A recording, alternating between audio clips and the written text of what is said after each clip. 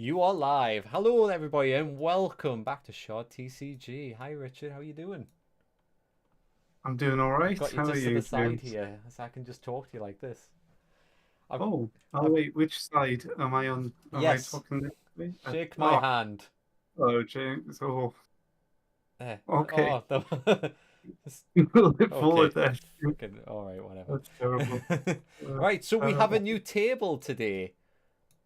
Richard, where's the table? oh, we do. Hang on. I want to leave it to surprise people. All right. I thought it was like we had You loaded ready? up the wrong thing. Here we go. Oh. Whoa, unbelievable. Oh, Oh, wow. there it is. So what are we doing today? We're gonna rank our cards. We're gonna rank our See which cards. ranks the highest. We rank the highest in all of Rome. Yes. Um, So yeah, we put together this little five-section ranking system. So let's have a little zoom in and start off. So we've got trash with their little Pepe meme just for the lols. It's, most of these are your ideas, so if people don't like them, Hi. it's I see a Yeah, just pencil. blame me. It's fine. I can't believe that guy's in there again. Oh god, we've got Hugo pointing out the sus. and then we've got mid with McMahon. And then we move on to dope. We didn't know what to do with dope, so we just underlined it. It's a nice little. I went for a Yeah, stylized underline there, so I hope people appreciate that. yeah, Yeah. yeah. Anyway, What can and we then talk and then about? we've got the top tier one, OP. But Richard, you really wanted goated, It is the goat, so James. so we have So goated, goated. the goated cards. OP. Right. So have we got the stack of set two cards? A stack of them you want. Ugh, the Oh big well, ass. well We've got the yeah. I set figure we'll of put a cards. giant stack here, and then we'll just turn them over and see what's Do we happening in the shuffle it? stack. Do you want the stack shuffled? Yeah, just go random.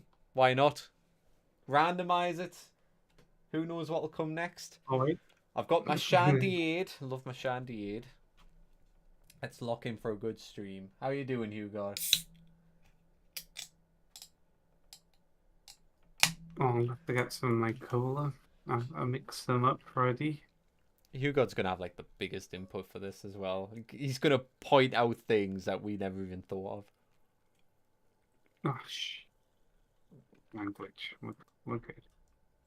Oh, sugar. Oh, I've ruined it already, James. It's Why? absolute nightmare. Trying to group them into files, but Gen 1 got mixed in, so I deleted it. And then I was like, right, and then I was like, Oh. oh, I've just deleted half of Gen 2. Oh, Well, it's a stream. People expect it to be a bit longer video, so I think you're allowed to mess about a bit.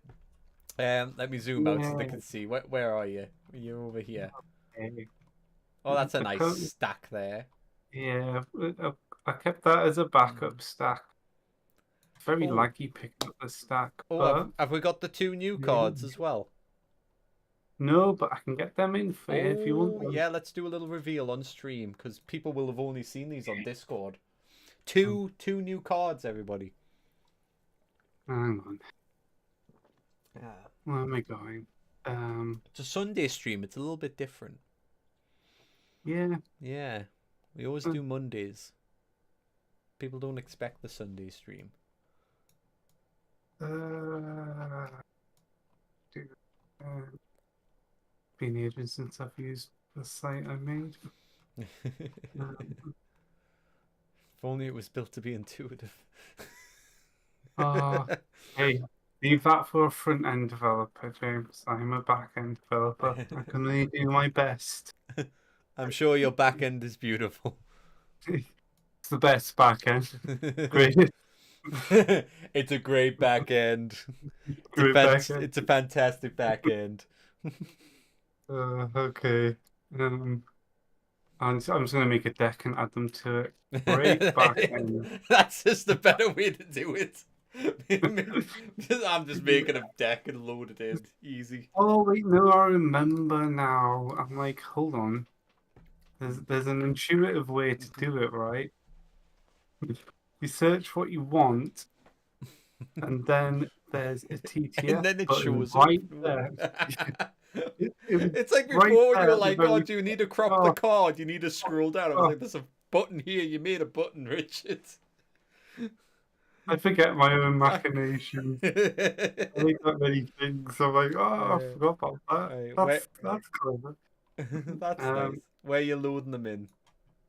I'm gonna put it right where it says like night. How about that? Okay, Saved object. I'm zooming in. God, TC. Let's see these 2 cards. At that. Right, object. I forgot. Saved object. Tilt that up a little bit. There we go. Oh, so don't lose me into the floor. Might be tilted too much now. Some stuff on the floor, so I'm trying not to show it off. It's just like a Kate's file and In stuff. another folder, isn't it? I moved. Right, do. Oh, cool. Hang on. Show us the them. cards. Show us the cards. Oh, I feel the pressure building now. Pressure. Local.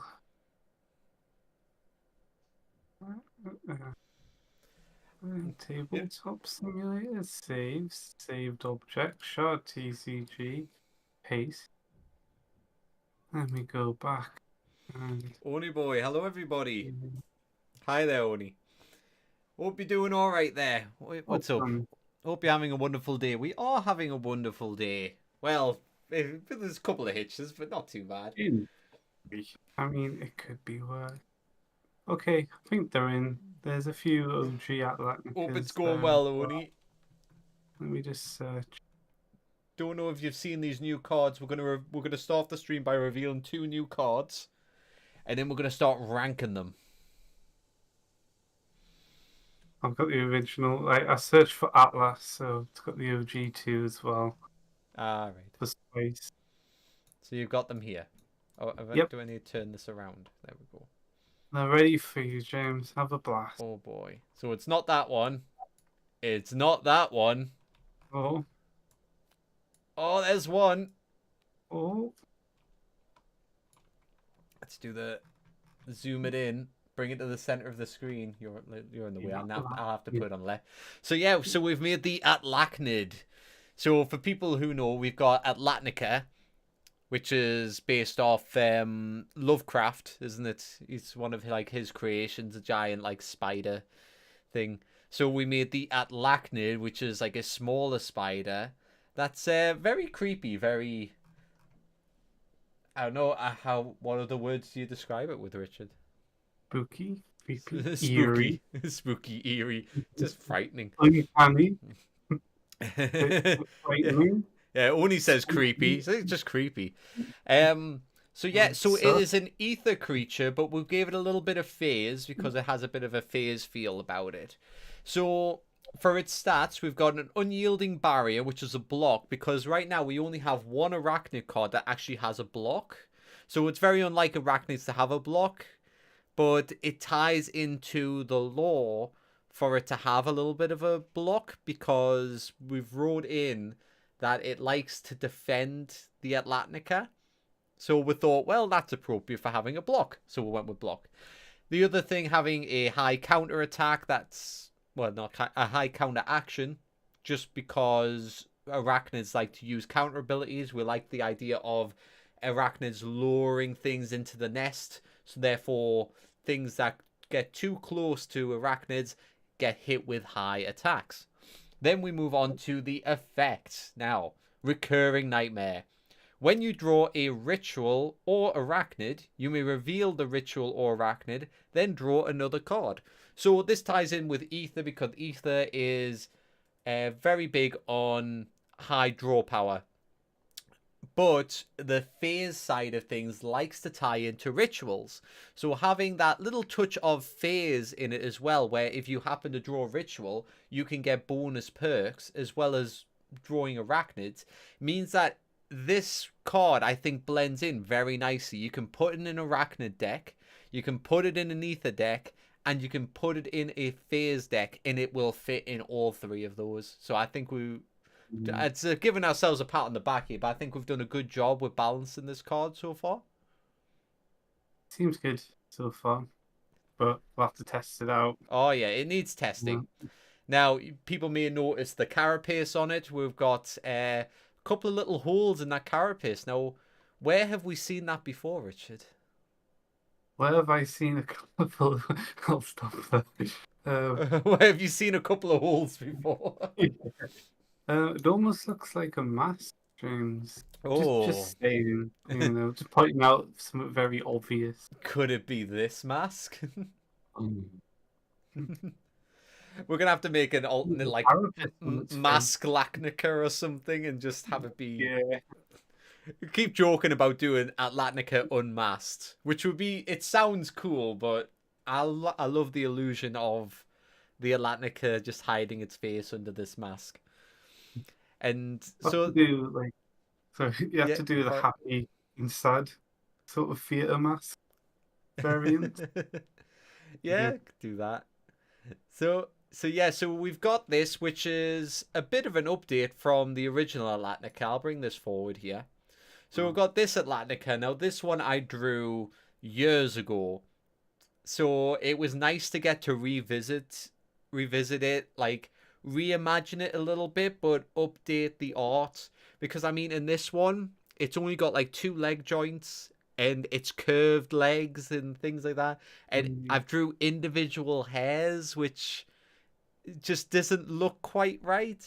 And then you go to this one, you can tell by the second part of its body, it's got a little bit of fluff there. So the hairs are shown in the shadows and not actually drawn hairs.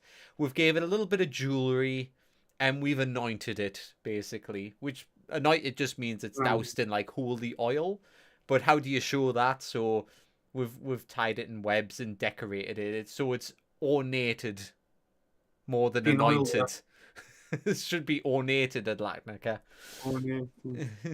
So, right, so we've got a couple of abilities here, Rich. And now, this must be a mistake because they say 0. That's not a very good card, is it?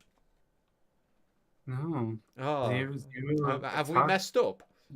It's got 0 counter as well. I know. I'm going to blame you, James. Oh, that print must have came through wrong, must it? So, Yeah. why did we put zeros here then? So obviously it's effect. The first thing I was thinking, I'm like, Ether's about draw power. I'm like, we need a Slice for the Sky Dragon. I was gonna say, you do the exact words of what you said. Like, let's Slice for the Sky Dragon this guy. Oh, did I say that? Something like that. You were like, let's Slice for it. Yeah. So for people who don't know, Slice for the Sky Dragon from Yu-Gi-Oh! Gets more like attack and defense power based off the amount of cards that you have in your hand, and Ether is very much based on draw power, hand power. It's really the power of how many cards you hold. So to give a card zero attack and 0 counter and have it be dependent on how many cards are in your hand just seemed like a fun thing to copy over. And at least this works because this ties into the effect where Slifer, a little bit random that Slifer had it. It was like born for this card. So let's read the full effect here, Richard, and just so people explains, right? So we got Psycho Surge. When this creature attacks, this creature inflicts +1 damage for every 2 cards in your hand. Okay, so if you manage to get a hand of 10, you can hit for 5, which is nice because the attack also combines with direct, so you're encouraged to attack directly, but you're only chipping away at 5, so it's not like a tremendous amount of damage. Now, when this creature counters, this creature inflicts +1 damage for every card in your hand. So going back to what we were saying about arachnids being counter focused, we felt like this was just a little bit better because you could essentially have, like, say with a full hand of 10, you could have a 10 counter. And you have to remember, you are allowed to overdraw, but you just have to discard the cards at the end of your turn. So if you already have 10 cards in your hand, you could choose to draw 5 cards, getting up to 15. So it potentially makes the Atlantica an incredibly strong card in certain situations. Richard's gone. He did say a pizza was on the way, so I'm guessing that's where he's went. Oh. So Hugo, what do you make of the new cards then?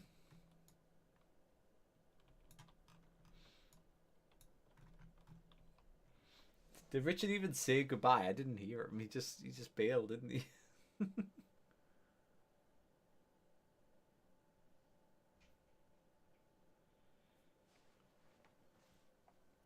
So we also have a plan to create a male version of the Atlantica. It was an idea throughout there. Let's see. I think Atlantica is going to be pretty useful. It's nice. I think it's nice to have like a more Oh, themed deck. Was it the pizza, Richard? yeah. Someone else didn't answer the door. Oh. I had to. We're good. Yeah, Hugo thinks it's going to work nice. I was just telling him that we're planning on making a male version of the Atlantica. We're thinking of making it like a 2-shard creature. So it would Man, be that yeah. The new Atlantica will be more situational, but there is definite potential. Oh yeah, it could be a game finisher, but it has to be the right situation. But if you're tying it yeah. into an ether deck, that situation should come up more often than not. Yeah, having it based on hand power with direct, it's something you can build for. Mm-hmm. Especially at 4 shards, it's a game ender if you play it right. Yeah. So should we start off with these Atlantic cards? Seems as we've shown them off. Yeah, these So two are older, aren't they? Well, that one's Rod, but we've got that in the pile. yeah, If that's you want Orc. to do it That's now. Rod. Yeah, let's start off with these and then we'll go with the pile. The pile needs to be flipped and shuffled. There we go. Oh, Oh dear. Okay. So let's just ask the question. Anointed Atlantica, Richard. oh, Where do we jump into Discord group? Don't know if we have others waiting. Or to no, we it's want just to gonna do it. be us in the chat. Okay, understood. Right. Just Means ranked on how good they are. Yes, but yeah, in like all ways. yeah, so like power level and everything. So Anointed Atlantica. What are we thinking with the new effects for people who know what the like around about the average power levels of cards and things like that? What are we thinking? I mean, direct's always nice. Mm-hmm. And you can start, if you've got it out, you can just start your turn with a nice, Yeah. oh, I'm going to draw 5 cards, and it's just gain 5, well, 2 or 3 damage, depending on what's in your hand. It's like what Hugo said before, though. The new Atlantica is situational, so I feel Mm. like because it's situational, it can't be overpowered. No, no, no, it's not goated. Mm-hmm. I'm torn between dope and mid for Really? this one. I'm thinking dope. You think it's So dope? I don't We haven't know. seen it in action yet, so it's Have, hard to tell. have we got any Being playing deciders in fun. chat? Is it dope or is it just mid? Can we do the mid phase? Hmm. There we go. Hmm. Dope or mid? Dope or mid?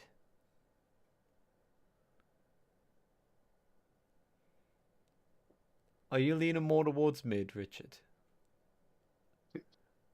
Uh, I think yeah, until we, yeah, Hugo Hugo says said mid. mid.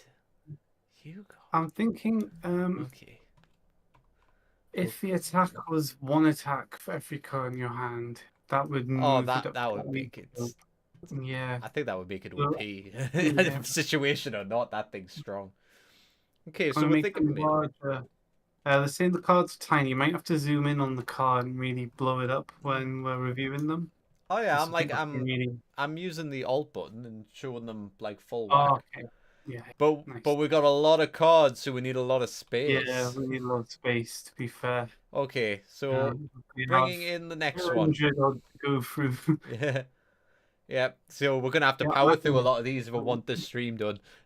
I think this one has potential to be pretty dope, you know. What? There's also a fun thing Atlantid? where, yeah, its effect, it's optional, which is good because you can choose not to draw, but it'd be It's funny if it wasn't, and you had a deck full of arachnids and rituals. You just it, deck it's yourself out it's it's straight away. it's good for draw power, but even draw power has its limits. It's mid at best. I think it's mid. It You gotta what? think Oh, some why am good. I getting ganged up on here? It's It's mid. it gives you so much, and yeah, it's got a solid counter as well. And then making it a blocker is because um it, blocking isn't really the way of the arachnid people, so it's an outlier there. It's nice to have a bit of defense. You can You can say save that mana out and draw power. Oh, Hugo's already thinking combos. Oh, to use for tangled web. yeah. Oh, God, how does tangled web work again? I'll just be occasionally stepping off camera for pizza, so don't mind me. Just get a little thumbs up. Just wave, Richard. Let us know you're there. Oh, so you're thinking dope for this? I'm getting out forward here. Right, I'll put it in dope.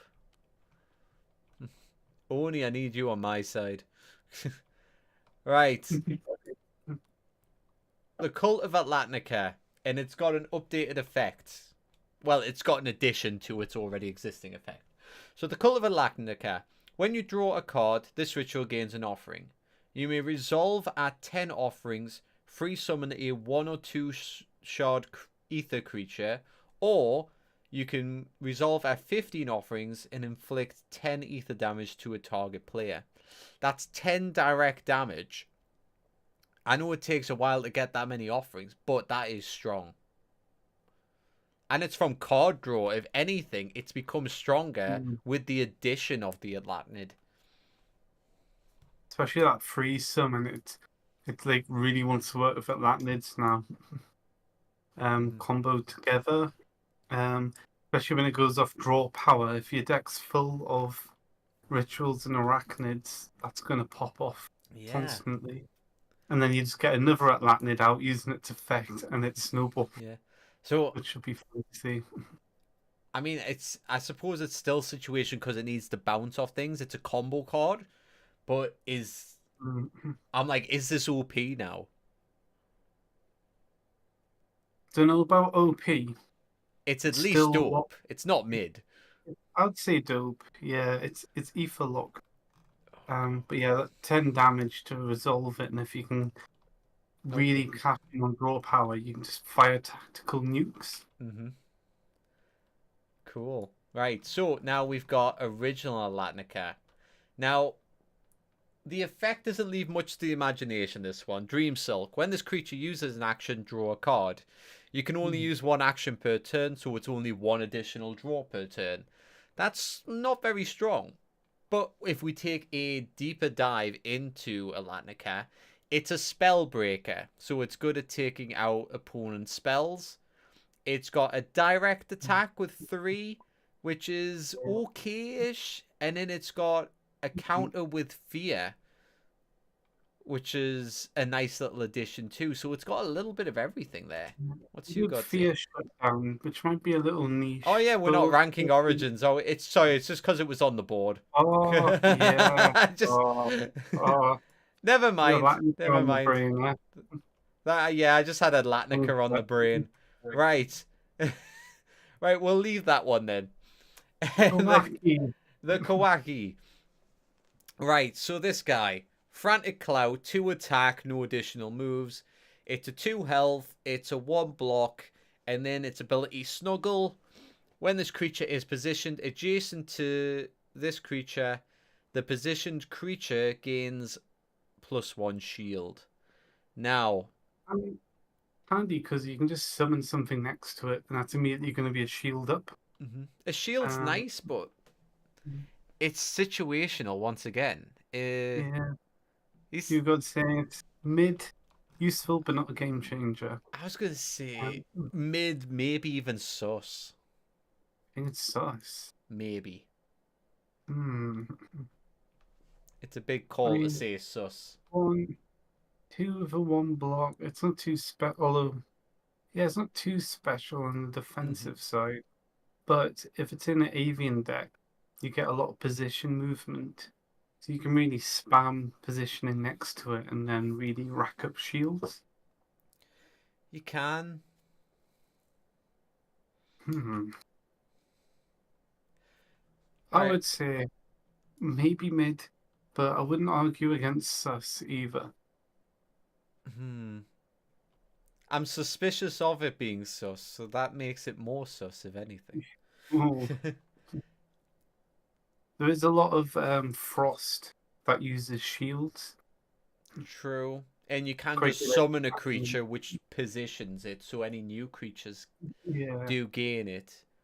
So it's nice for free shields, but I just don't think it's like a must.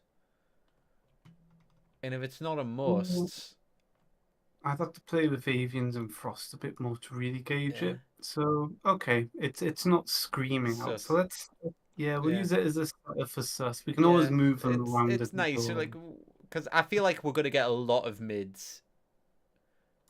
We're gonna get loads. Because I mean, most things will be mids. I gave this a shuffle. Why have we got 2 avians in a row? There we go. Oh, it's just the way it flows. Yeah. Are you fixing that? Yeah. Vivionis is straight up OP. Okay, let's take a look. We got an OP Oh card. God. Blinding Bursts, attack with direct 5, and that's from a Oh, 3-shot. That's decent. And that's better than the original Latnica. 6 health, which is mid tier, hmm, um 2 health for every level, isn't it? And then a yeah. 1 block, no additions to the block. Then Shining Wings. When this creature inflicts damage to opponent's life, change the position of this creature. You may free summon a one-shot creature with direct adjacent to this creature. Yeah. What one-shot creatures with direct have we got? I think like there's Octoculus. Is that one? Is there Let me is there check. many? So I can filter by shard cost 1 to 1. Um, How many options has it got?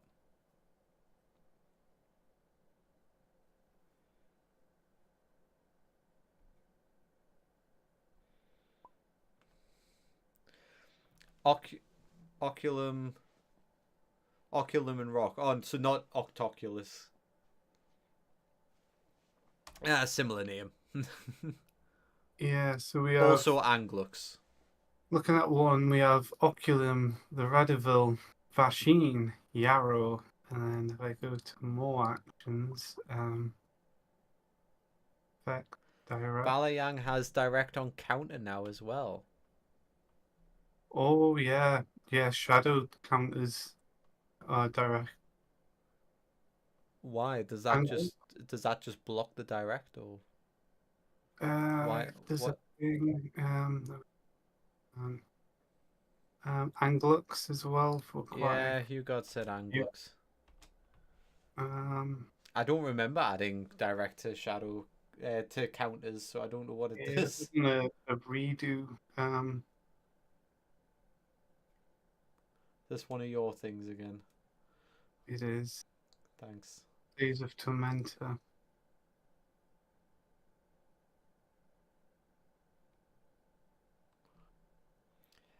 I'm not sure if it makes it OP though. Oh yeah, of course. Yeah. So some attacks with direct can't be blocked or countered unless it's counter with direct. Then it. So you just did it as a blocker. Well, Yeah, you can block or counter direct using shadow, which makes sense. okay. I Shadow guess is we didn't right. we didn't have an option for countering Yeah, that fills a niche because otherwise, it was like tormentors would only Yeah. There's a only good get in the back and way. forth of Shadow and Light where Shadow's trying to cut off Light's Hmm. direct and stuff, but then Hmm. Light's countering cloaked and Like, stuff a lot. well, I could say it would be at least it would be like a duo, but OP, really? So this one is Hugo OP. really wants it Whoa. OP. We'll put in I mean, OP. it's hitting direct for 5, which is massive. Hmm. And when it does it, you can change its position to trigger off more effect. Should I put them in the And middle rows now, just to one so they're shot creep. definitely in those And categories? then yeah, you can just bring out more direct stuff mid combat, and then they can just swing direct as That's well. true. It can run away, It just but goes down. okay. You can give it Zealot with light swords. Oh Oh, god. Hugo knows this better than us. although, oh yeah, because direct just behaves normal when you attack direct, doesn't it? So a zealot with direct can swing twice. Bit terrifying. Also, there's Curioscuru and Wisp to buff its damage even further. Oh, yeah. Oh god. I think Hugo's gonna Yeah, if he good does we this have Hugo tournament. here. Yeah. Oh god, yeah, Hugo. Invis can also boost Oculum, Anglux, and etc. It can summon. Mm, God. Right, next up we've got the Seth Ignis. So, so it right. swings for 4, Mm-hmm. for 1 shard with overexert, which is good. Yeah, so Um, yeah, 4 for one shot is like double the damage, which is strong. But the overexert is a fallback for it because yeah, it tires it, leaves it vulnerable, and if it attacks direct, it'll straight up kill it. The yeah, one health also has it being very fragile. And Magma Ram 2 counter, that's just standard, isn't it? So there's nothing yeah. That's special quite there. standard. No other additional effects, no titles, nothing like that. So then it's got the effect Heat Sink. During the end phase, if this creature is ready, target a creature. The target creature gains 1 strength, and all strength on this creature is moved to the target creature. Return this creature to the owner's hand. Yeah, so if you choose not to attack with it, you can drop a strength off and return it to your hand. So you're losing a shard, but you're gaining a strength at the end of your turn, which isn't useful till next turn. So your creature might be vulnerable there as well. Sus or mid, yeah, I get what you mean. Because it's Mm. so situation, I think it can be so good. It has a place, but only in that place. Yeah, exactly. Like it's very much. I was gonna say a lava deck, but no, it works well in aquatics as well. You're just bringing it out and popping a strength on something else is quite a good move to make. Hmm. Should we do sus? Maybe it's too situational. It can have its day though. Yeah, I would knock it on sus. Sus. Okay. Next card. And reveal. Oh, we got our first spell card. Well, technically no, because we've got Cult of Atlantica. Mm. Okay, so we got Combat Summon. Combat Summon. During your opponent's combat phase, target a creature in your hand. Free summon the target creature and bind this spell to it. During the end phase, return the bound creature to the owner's hand and resolve this spell. If the spell is destroyed, destroy the bound creature. So this is good. So 3 mana, you can free summon a creature, which could be anything, couldn't it? Mm. Yeah, there's no level cap, nothing like that. So you could get like a 5-shard creature out for during your opponent's turn, which is very situational. You can't really go and swing the game for it, but you know, I'd say it's pretty strong. I wouldn't say OP. I'd probably just say Yeah. dope. And gives you a creature for a turn, so that could be your turn or the opponent's as well. Mm-hmm. And then it's coming back. if the opponent has any spell removal, it's like another weak spot added to the creature. And then yeah, so if they're good at destroying combat summon, then the creature it's summoned is going to go to your graveyard, so you're not even going to get it back. Yeah. But at the same time, you could pull out a 4 or even a 5 shard creature and go to town, but only for a turn. Yeah. Could be good for And then aquatic decks with their return abilities. Yeah, they And like it could be good for down. spider decks with their high counters. And good for Yeah. order decks just for balance of play, bringing back things. So yeah, it fits a lot of niches. I'd just say it's a dope card. Yeah. Good for dragon decks, actually. You could bring out a good summoning dragon, like Lava Lung. Something Bring up that'll your wild trigger boar more. lava. Okay. Right. Yeah. I was worried we were going to have all mids, but so far Yeah. we're avoiding the mids. Going well so far. No, Right. nothing in trash yet. Oh yeah, There'll nothing be in trash. something. There'll be something. Mantarak, esoteric size, attack with warding, runic recoil. It's just a straight up 6 counter. It's got 6 health. The attack is slightly under par, but warding's there. Runic Warden. When this creature is on the field, the combat damage of this creature is increased by +2 for every ally channel spell. When this creature is destroyed, you may move wards on this creature to ally creatures in any way. That's good for distributing the wards, like we say, Yeah. with like Arcane. You can use it to harvest a few wards and then, yeah, just spread them out. You need a I'm good bit wondering of a if you setup. could move it. Like, what if you could move wards rather than to ally creatures to any cards? And that way your spells can get warded by it? Yeah, could do that. I mean, we're not discussing how to improve it today. We're just here to No, judge it. yeah, this is true. Where does it You belong? judge it on its current effect. Yeah. Right now, Ah, I find wards aren't being overused. Like, warding in general is kind of underpowered. yeah, I think it's good, but it's situational. If your opponent's got spell breakers and stuff, and you're a warden deck, you're laughing because you're stopping the spell breakers getting through. true. Wards are useful against if you got something you need to keep. And arcane is very spell focused.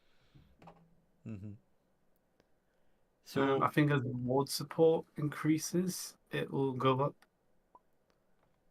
but right now, it's at least mid. There's a case for dope as well. Really? I mean, So that it's got. situational use. There are decks with like wardborne and stuff where you can just straight up summon using wards. If I analyze Well, this on its own, the combat damage of creatures increased by 2 for every ally channel spell. It can take a bit to get a few channel spells going because normally they are the higher mana cost spells. yeah.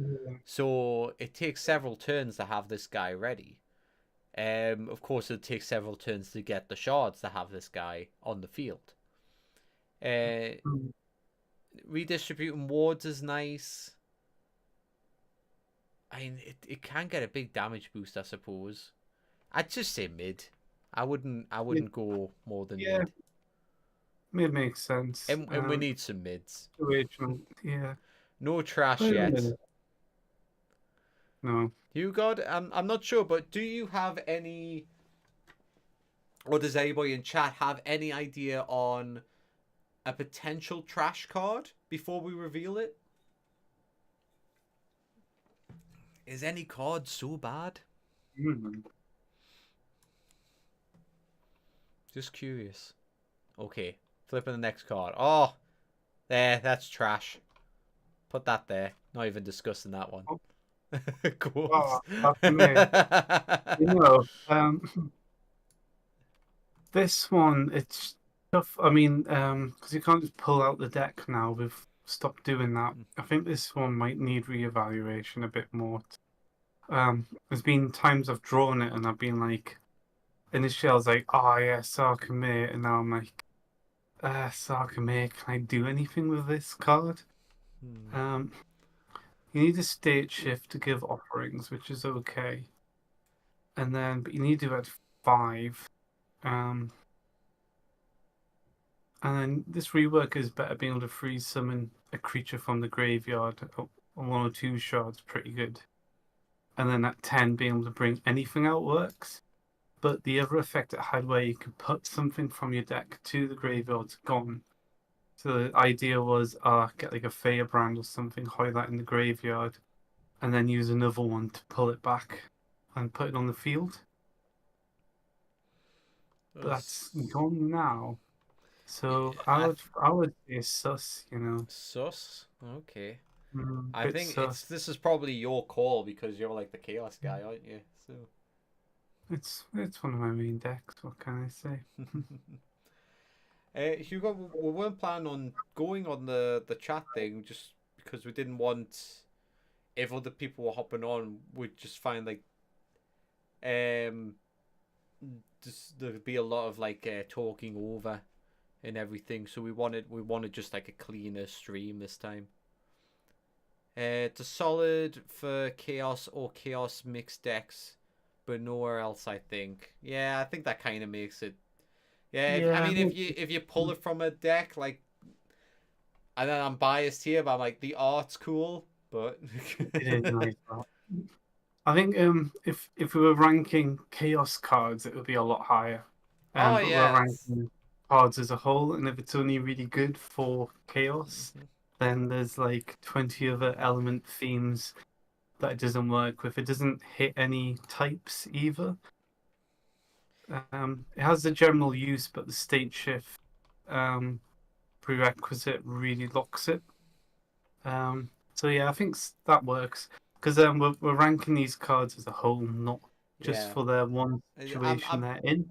I'm bringing up the point with with some with some cards when they do offer good utility into many decks as well.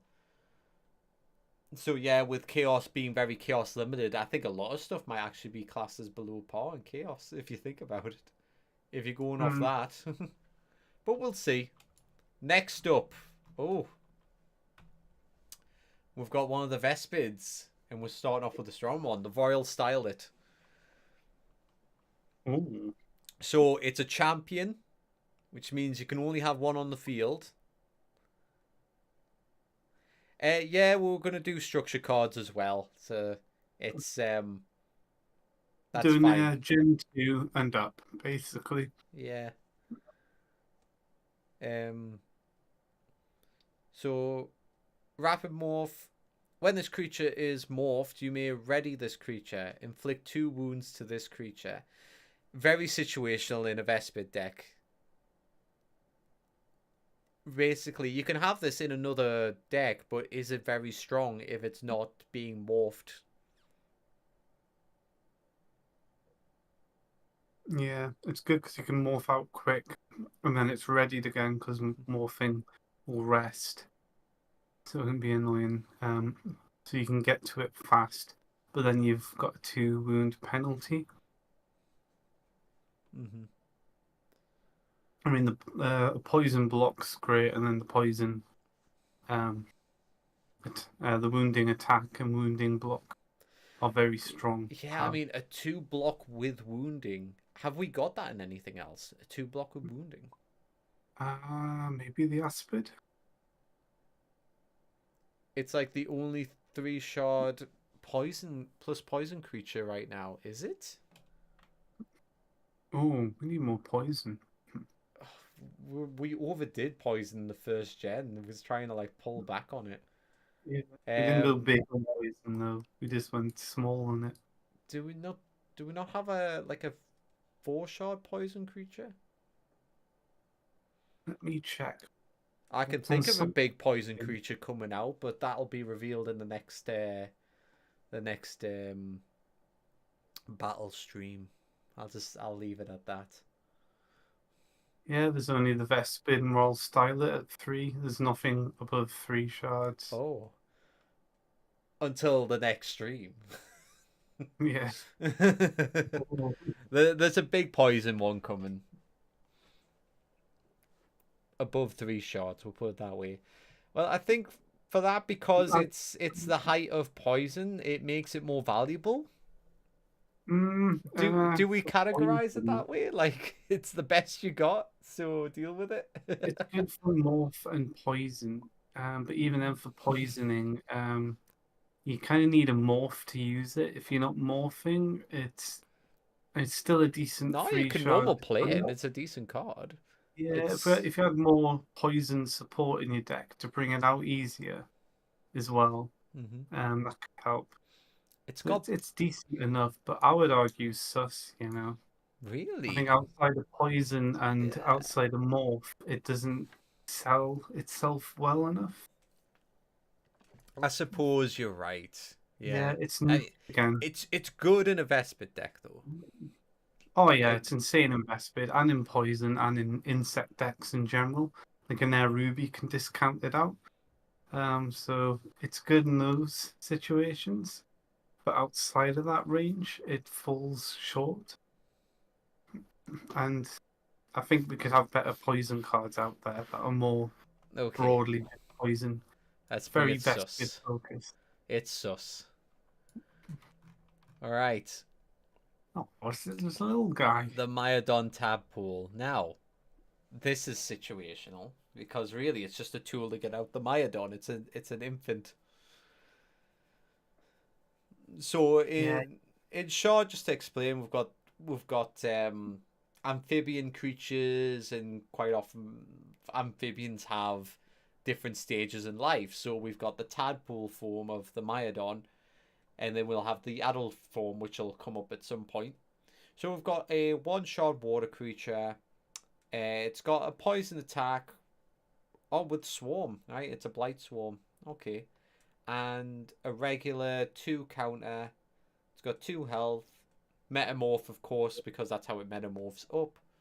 And then Swampy Inhabitants. I was going to say Swampy Inhibition. What? How describe Swampy Inhibition to me, Richard? When another inhabitants. inhabitants. When another Yeah. ally creature morphs, target the morphed ally. Ready the target ally. You may return 1 binding on the target ally to your hand. If the target ally is not a poison creature, inflict +1 wound to the target ally.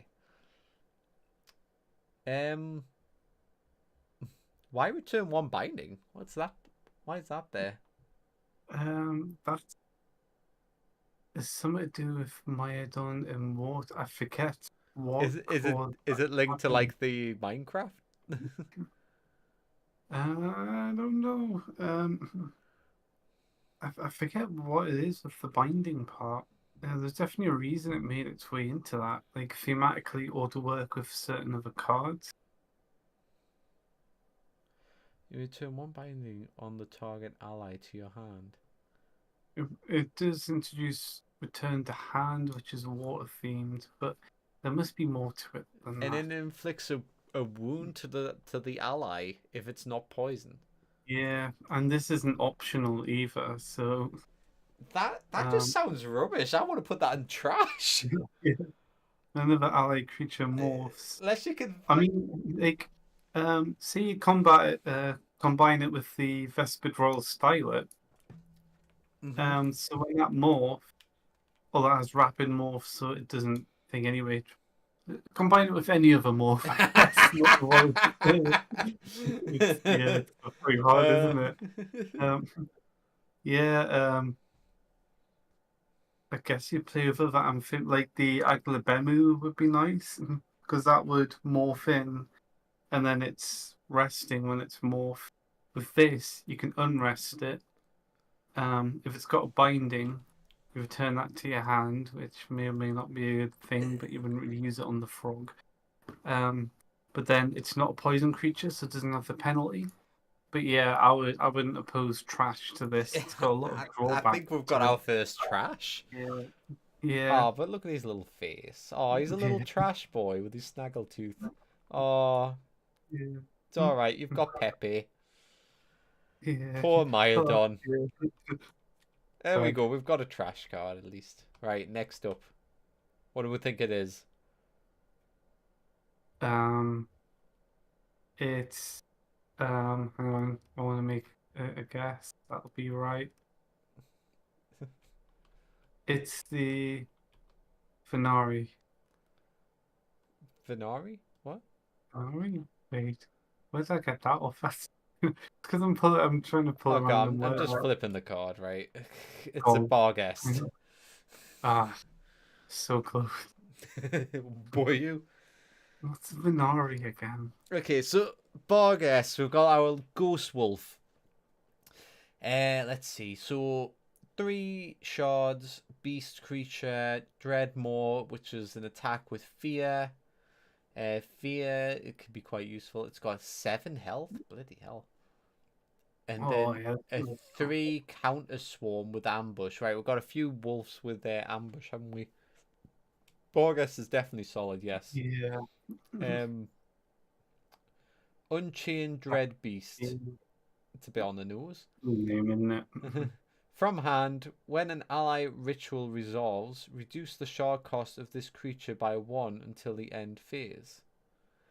When an opposing creature is summoned, inflict 1 phase damage to the summoning creature. Okay, so it does like a bit of chip damage as well when just for being summoned. To summoning opponent. Yeah, I'd say Good. that's a good card. I mean, just looking at its stats, I mean, it's got a counter swarm, so it combines like that way. It's got above standard health for some reason. I don't remember it being that way. I feel like you've went and altered that at some point. I don't know. I'm sus. Well, would you like to go, oh, you know what, let's give that 2 health and then walk away. Attack fear. Unchained Dread Beast. Yeah, that effect's so good because you just have it out, and then whenever they summon anything, they're going to take 1 phase damage to their life. Yeah. Which is strong. And then the shard cost reduction, if you've got a proper ritual phase deck, you get your bargs out a little cheaper. Yeah, that's true. So you can 2-shard it out with something that's strong. That's too strong. That it's dope at least right now. I'd say pretty dope. Got a dope face. With its double eyes. So sometimes I try to stare at the Barghest, and I always like it's got like the 2 eyes on either side of its head. But if you try to look at it in a different style of cartoon, it's got like a really cartoony 2 eyes like next to each other. One of the eyes has wandered over to the side of yeah. Or it's a see-through eye. It could be, couldn't body. Yeah. A transparent. Yeah. Okay. Might even make that eye, James. We've got Quietus next. So this one comes from the Awaken the Swarm deck. During your turn, when there are 3 or more ally insects, target an ally creature. The target creature gains direct until the end phase. And that's pretty good. When an ally creature changes position, target that creature. The target creature gains direct until the end phase. Okay. And then during the aftermath phase, target plants that are ready. Target plants gain +1 vitality. Right, yeah, so it works with like air creatures for changing position.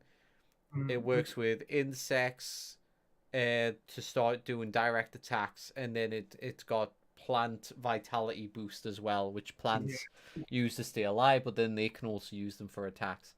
So good. It's a good card. It's a strong all-rounder. It works in 3 different kinds of decks. Doesn't work in every deck though. No. It's specific.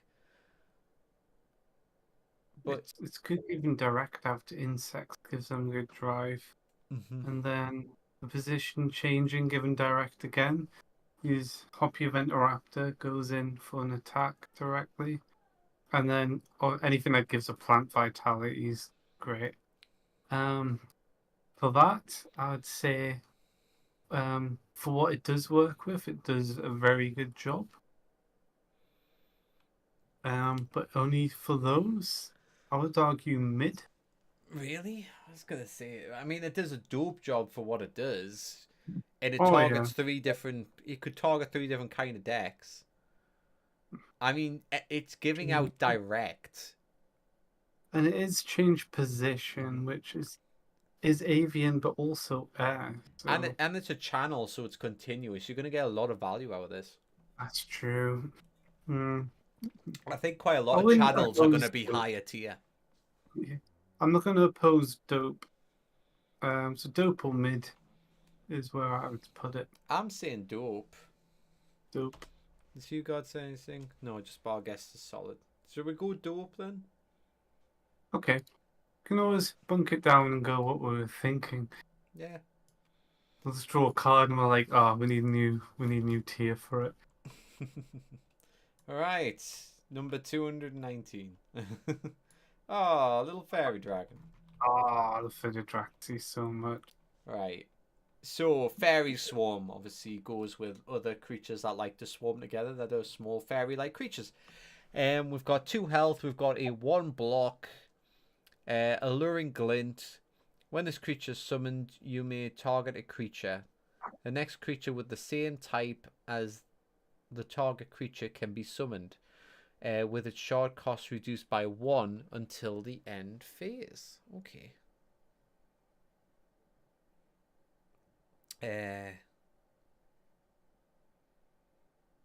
This creature summoned, you may target a creature. Yeah, so you target a creature. Yeah, so Yeah, I'm gonna it stops argue it dope. being dragon specific. It can. Yeah, That means it can fit in lots of decks. So you just target a creature of a type, and you can summon another creature of that with a reduced cost. That's strong. it is. I'm a fairy swarm. It's good for fairy decks as well. Yeah, As so a little bonus. it excels in fairy decks. The reduced 1 cost means you can get out 3 fairy type creatures as well. Yeah, I'm gonna argue dope, at least for the Adraxi. In fact, that works if any as well, so as long as you've got Yeah, another creature type you want. that's it. It just works in any deck, doesn't it? It's a robust little guy. Yeah, we'll go dope. It's not quite OP, do you not think? No, not quite. Requires a bit of setup, I think. Okay, next up. Oh, Terrifier. Multicast. 2 shards, so we can cast this twice in a turn. Target a phase creature. Gain +1 strength for each ally ritual. Inflict +1 wound for each ally ritual. The target creature gains fear until the end phase. Okay, and then target a non-phase creature. Inflict 2 phase damage for each ally ritual. Well, with the right setup, this could be very strong. yeah. Because while Phase excels at rituals, everything should have some sort of ritual it can have, and there's only going to be more over time. But So have you that's got them on the field at the right time? yeah, that's it. It does require that setup. Mm-hmm. What? Phase, it's nuts giving out target a phase creature. It does give strength and wound on the same one though. So it kind of makes a creature that's gonna kamikaze. Um, Oh, with fear though, so not so much a kamikaze on the turn that it attacks at mhm. least. I'd say right now, because of how situation it is, I put in sus. So do you reckon? Yeah, Yeah, okay. I because wouldn't I'm oppose. looking at the just hitting something in combat with inflicting 2 phase damage. Yeah, if you've got a couple of rituals out, it's pretty strong. Mm, I would maybe argue that it does 1 damage or it does 2 damage and then gains 1 additional damage per ritual. yeah. Also, why is it ally ritual? You could make that just rituals on the field and have your opponent's cards work against them, which is always fun to do. I wouldn't oppose that change. Yeah. Very good. I mean, we're not here to make changes, but I'm saying if we want to buff it up right now, I mean, it's that situation. I would even argue trash. Terrifier. Terrifier. Yeah, because you get I'm the gonna strength, but create. you get the wound. It's unless you've got loads of rituals out which do tick away, then I don't know. I think the most rituals I've ever seen out's 3 at a time. It's not. It's not. It might be trash. Okay. It's an elaborate trash, but I think it's Hmm. trash. Trash card, eh? What do you think? It is phase locked, typically. Yeah. I mean, you can use it to do damage, but it's more secondary use. If it worked on all rituals, that would raise it a little bit, but it's still niche, isn't it? Mm-hmm. Hugo doesn't think it's that bad. All right, put it in your deck. You go. I think in the right deck, it's yeah, you know what? Sus. Just In sus. the right deck, it's good. Myodon Yeah, tadpoles kind of it is to be used in a ritual decks. negative. That's true. Yeah. But I think it's like it's only ritual decks. Yeah. Yeah, yeah. So if you're picking a different combat spell, it's trash. I don't know. I just feel like trash is not going to be. Yeah, Well, we'll there's a see. lot of close We'll see. balancing, so I feel like if you It's gotta give something situational. trash, then maybe You it's want that. phase and rituals for it to really pop off. So it is situational in that, but in that situation, it's decent. That's true. Um, Whereas Myodon tadpole might Yeah. actually be just a bad thing to have. Um, yeah, Yeah. Okay. unicorn. It Yeah. has one long Come horn. on. You read this one, Richard, because I brought Oh, melon, and I want to oh, eat some melon. right. Okay. Um, so the unicorn, it's an ambusher, so that can be summoned during the opponent's combat phase. That's always interesting. You summon it and it comes in with defying luster for a nice, like a 4/4/4, so it's average across the board. So it's a good counter to make use of ambusher. Um, doesn't have direct on light, but its effect, it has elemental regeneration. So typically you want it to take light damage. Light decks do a lot of damage redirect. So the idea, I guess, is to ping stuff at your unicorn. So it is situational though. But ambush is always nice just to go, oh, you know what? Here's a bloody unicorn. Mm. A unicorn came Yeah, out of nowhere. yeah. Suddenly there's a unicorn. Um uh Mid, I guess. It does I require think it's to take light situational. damage. It is situational, but like in if you had a deck of random cards, say you just had to like be given something random, or you had to build out of like build a scrap deck sort of deal, which we need to do at some point. That'd be fun. Um, Ambush is always a great title to have. Being average, like Yeah, 4/4/4, kind of balances it out nicely. yeah. I think the straight up 4/4/4 and the ambusher makes it mid. The elemental regeneration's a situational bonus. If you put in a light deck, it could maybe be high mid, but I don't think it would ever be Yeah. dope. No, yeah, I it think, takes advantage of redirecting light damage. yeah. So So for you go, people who oh, don't know, light likes to get redirected. If something attacks light creatures, they like to convert the attack to light and then deflect it. So you can deflect it to things adjacent to you. So if there's a unicorn adjacent to you, that light damage then gets mitigated and you gain vitality instead of being attacked. So it does make it quite strong.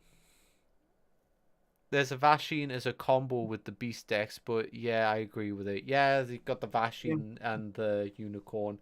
If a few more light creatures come out in the future as well, like yeah, light beasts, and you can start making a beast with a light heavy theme, then you start to get a cool hybrid deck from that.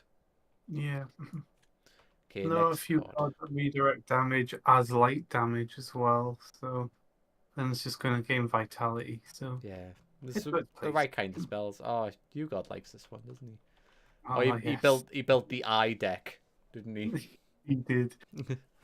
Quite an effective eye tech.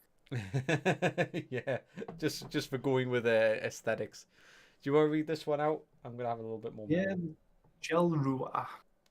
Um, so this one we're coming in with it's all phase, although no, it's because it's a jellyfish. It's got poison counter, which is nice. Yeah.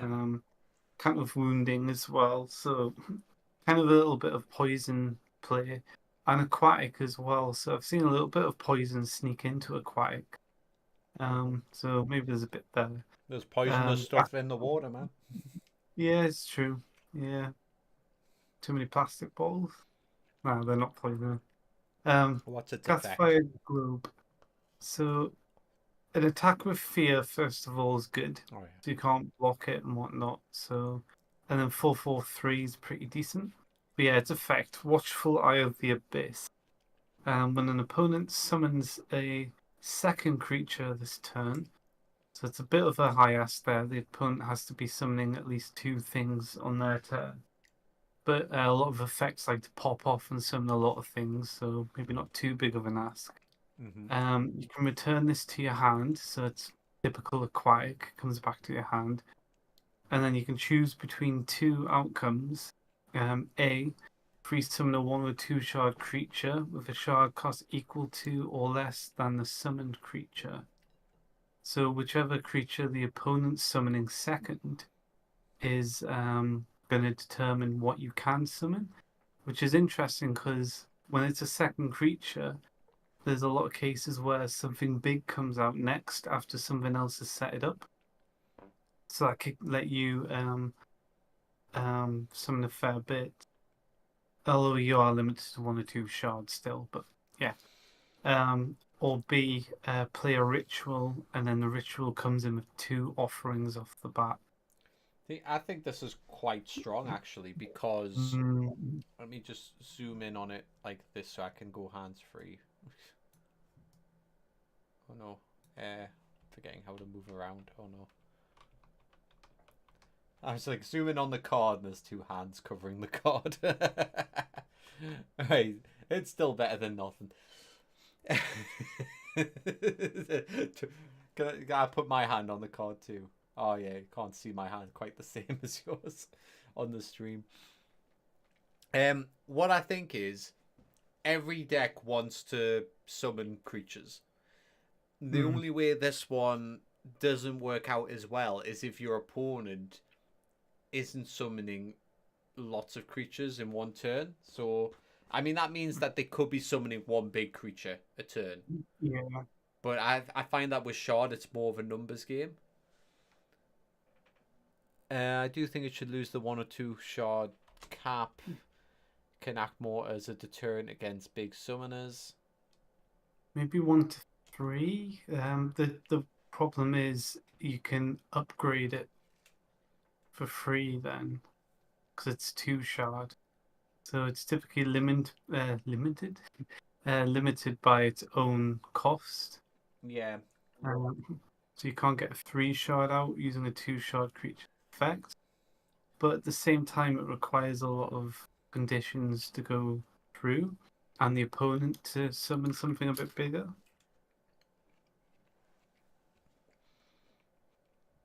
There's a workaround for making sure your second summon isn't big. The ritual with Really? 2 offerings for starters is always nice too. If you want to build that kind of deck, that is more situational. But Yeah, I aimed them on its phase side, that isn't it? it's an anti-summoning mechanic. Like just it sitting there is gonna Yeah. be a deterrent for your opponent. So I Then it's feel got like that makes it above mid. yeah, possibly. And just having the wounding on count is always annoying as well. So even when it's sat on the field, it's awful. And then attack with fear. So on your turn, you can just that's 4 damage you can just do without getting countered typically. Yeah, the ability is too conditional for a side grade to be worth it. You reckon? So maybe a 3. So yeah, so he's arguing that you don't get an upgrade out of it, but maybe you should.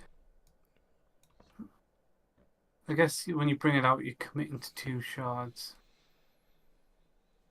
'Cause it's kind of like the thing of shard, isn't it? Where any creature on the field is essentially you risking shards, Mm-hmm. and then you kind of want to net more shards out of them, and then reduce their shards on the table.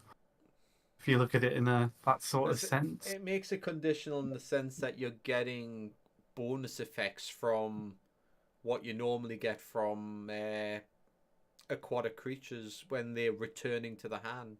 So if that returns, anything else on the field that has effects that trigger from a return, you're getting that bonus, and then you're getting a creature. So you get a like for like, but then you get to trigger loads of effects during your opponent's turn. There's the advantage. Yeah. It gives you that element of surprise, and it blends in the surprise of the depth. To upgrade, upgrade's a big ask. I think if you're gonna put the upgrade in, you need to put in an in addition to the effect where it says well, I get because you're summoning a second creature, your opponent's summoning a second creature. Yeah. If And the second creature was above 3 shards, then maybe you could say you get a free upgrade because they have a stronger one. But if they summon 2 1 shards, why should you get to summon a 3 shard? I think maybe a 1 to 3 shard cap on. So if they summon a 3 shard, you can cash it in to summon a 3 shard as well. Um, and then you get your upgrade that way, but you can't get to 4 or 5. And the opponent has to also summon a high shard creature as well. Mm-hmm. Or you could say you can summon a different creature equal to the combined cost of the first and second creature played. So Maybe. if they do a 1 shard creature and a 2 shard creature, then you can swap that out for a 3 shard. If they summon Yes, 2 2 shards, then you can swap it for a 4. that would be a huge And then upgrade. then it starts Yeah. to go into like OP territory maybe. But there's a sense of balance to it. You're going, well, your opponent has it, you return something and you can exchange for the same. Yeah. That And way then, yeah, there is more of a sense of balance that way. as Hugo had said, the opponent can play around its effect as well. But again, if it used both summons to determine it, that could be harder to play around then. So Anyway, worth considering. yeah, For now, though, yeah, it's a good um, discussion, but where does it belong right now? hmm, where should I Moment go? of silence. I'm feeling middle sus, because that is a hard restriction. I suppose. And there's me wanting to dope. Um. Hmm. Okay, so you're saying mid or sus. I said dope originally. Hugo'd saying mid or dope, so I say we just go mid. It's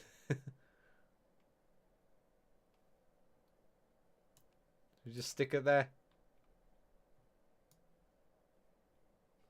Can you hear me, Richard? Yes. Okay. We're mid, yeah, okay. You weren't Makes saying sense. anything. I was deep in thought. That's no good in the stream, is it? Jellyfish's Ignorus dreams. TCG, hi, how's it going? We're just grading all of these cards. I don't think we're going to get through all of them because we're spending too long discussing them. But Yeah, these discussions need to happen, so this might be a multi-stream. Right, so next up we've got the Inephiling. So Arcane Aberration, we've got Cryptic Reckoning. It's an attack with 4, which is standard for a 2 shard. No additional moves there. 4 health, and then a 3 counter with warding. We were saying before, warding hasn't really shone through yet. Minorian, Suctorial. When a 2+ mana cost spell is played, reduce the shard cost of this creature by 1. Increase the mana cost of this creature by 1. So a 2 mana cost spell is played. 2 or more, so you have to spend 2 or more mana to put off. Reduce the shard cost of this creature by 1. And increase them. Oh, okay, I see. I'm confused. If you play a 2 or more mana spell, it will cost 1 shard and 1 mana play instead. So its cost changes. Oh, that should be from hand then, shouldn't it? It should, yeah. Yeah, that's what's confusing me. The wording hasn't got the from hand trigger. So I'm thinking, how does that work if it's on the field? This is a good video idea. I should rank my cards too. Haha. Oh, that would be cool if we start like a big chain thing and everybody in the homemade TCG community does this. I'm not sure if you've seen the full board yet, Ignorers. I don't know how long you've been peeking. So we've got OP, which is goated. We've got Dope, which is just underlined with this stylized line. We've got Mid, which is just, mid. Give it the nod. We've got Bit Sus, if it's below par. And then we've got Trash cards with a sad Pepe. So, I don't know. Maybe I should just share this board and let everybody else use it if they want. I mean, they don't have to use it. They can do their own thing. But I would actually like to see people's own versions of this board. But it could be a good idea if people want to borrow the board. Good for the jokes, isn't it? Yeah, Could be good to see. So if this is from hand, you can play a spell, which means you've used mana, but you can reduce the shard cost, and increase it by 1 mana. Reducing 1 shard by 1 mana, that's a good exchange. Yeah, 1 mana instead of shards. That's a good exchange. And technically you could pop that effect off twice, though then it would cost 2 mana, and you'd be left with only 1 you mana. couldn't do it twice. Unless you've got a way of regaining mana. Yeah, if you have a way to get mana back, then it becomes quite good. So I would say, standard attacks and stuff, but the summoning makes it's situational, but it's good for getting out on the field, and that's a 2 shard. Yeah, you could pop that off first turn potentially. So that's a first turn 2 sharder. That makes it dope. I think it's dope for that. Because then next turn you can sack it, I suppose. Yeah, and then get your 2 shards. And you'll have an extra shard. And if you can pull a counter off, then you got your wards on, unless the opponent does a spell straight away to damage it. Yeah. But it is a nice sharder. It is a little too situational for dope, I'd say. For OP. Oh, okay. I was gonna say, do we think dope? No. I would argue against dope or sus. Or mid. Dope or mid. Maybe more mid, The dope. I don't know. We'll go back. If Hugod steps in and says he doesn't think it's dope, fair enough. Oh, Richard, it's one of your arts. Look at that. It's beautiful. Oh, amazing. I need to do this one. Nice older art. It's so good. Wow. It's got your name down there, Richard. I scribbled it in 5 seconds, okay.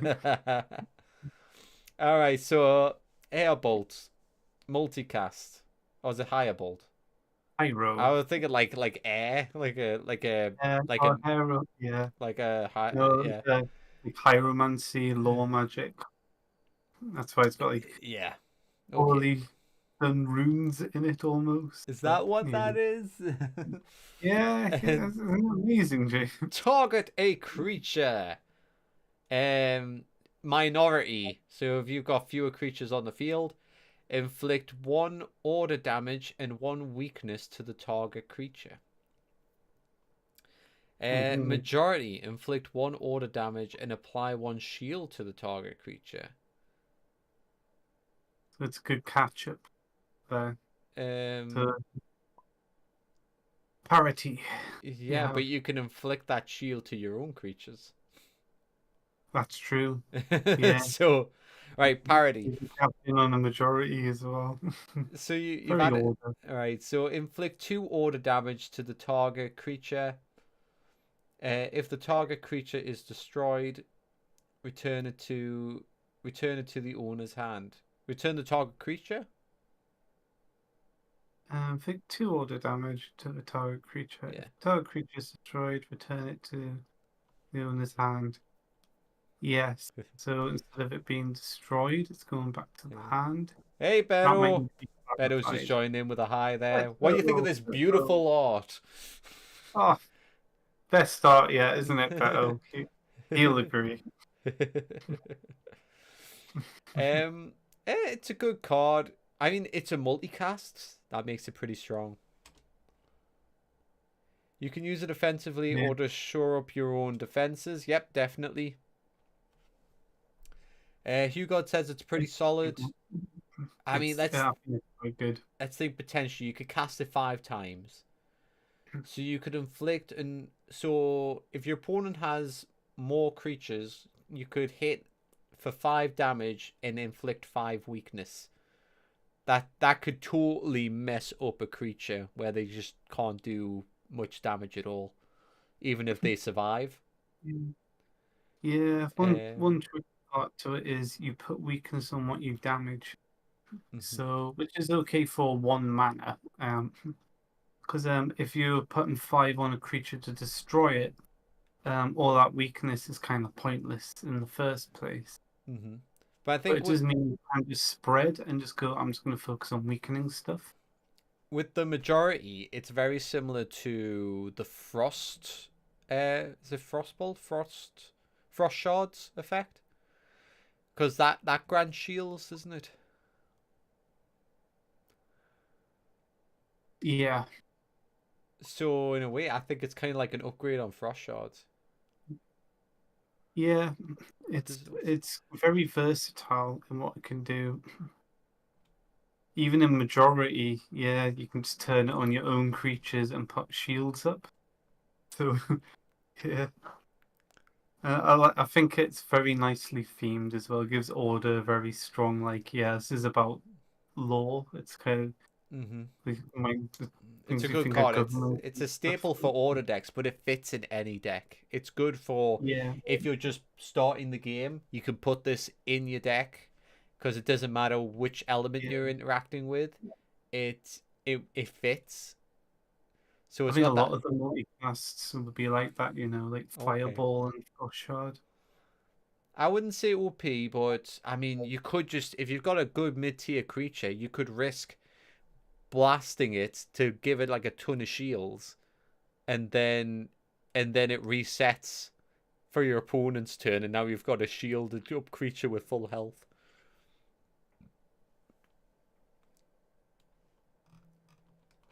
It's it's mid or dope, but it's hard to call.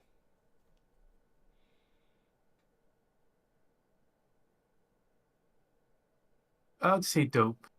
It's dope. Really, I Pretty I, dope. I was leaning Yeah, side of mid. I'm surprised how much we're. I felt like yeah. we'd be more on the board for a lot of these. So we'll go with dope if you want to give it dope. I thought it was just a good solid spell.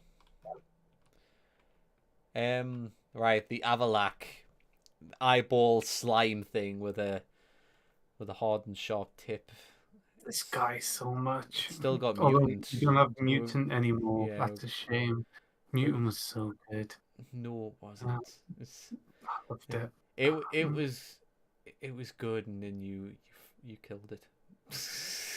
Oh, you like mutant? You good?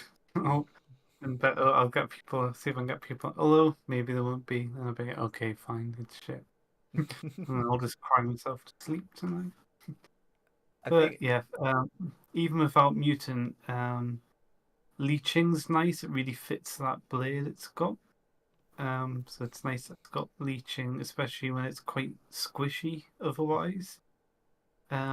Weakening block is good because anything that's attacking it, it can block and then lower down, like put a weakness on them, lower down their power.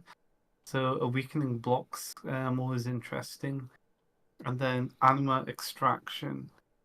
Rest it, target an opposing creature with a buff. So anything with a shield or vitality or strength, Mhm. you take that buff off, and then this creature can have a vitality or a strength to start powering up as well.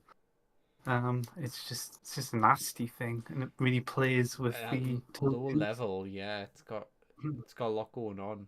Yeah, This when it's it did strong. have mutant, because we are removing that from the game, but that meant it could have anything could have inherited anima extraction from it, which was also interesting for certain effects. But um, we are removing that so we can ignore mutant. But yeah, I think it's pretty dope. It's one of my favorite slimes. Mutant, you god.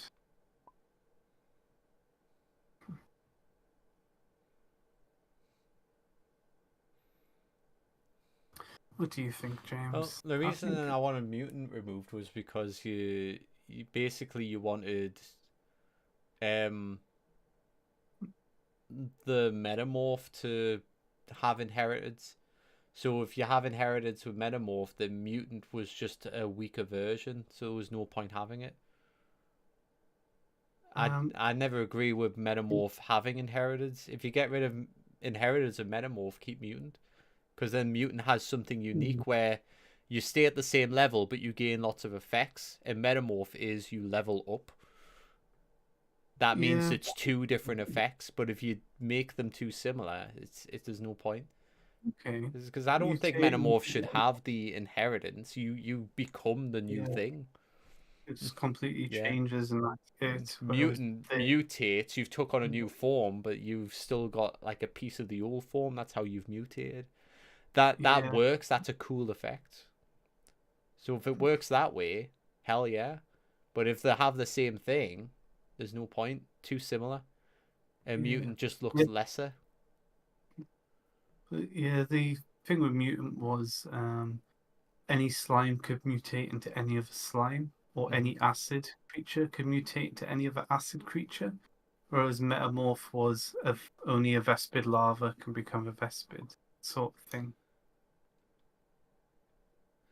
Yeah.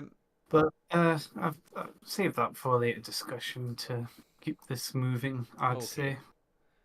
And we'll treat it without mutant while Okay.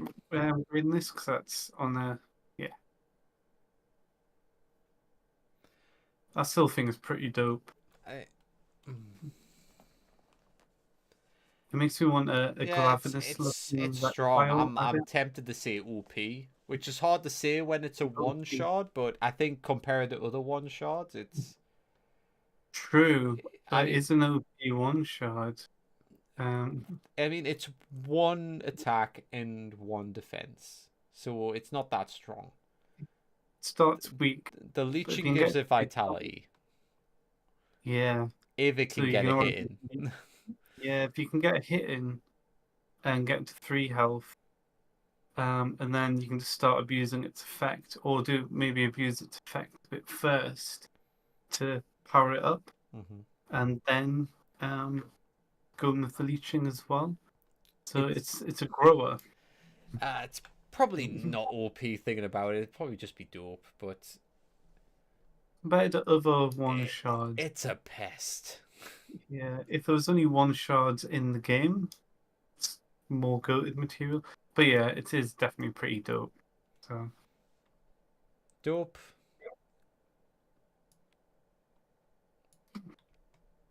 do. I'm gonna say that's a yes. You're not answering. Oh yeah, 3 do.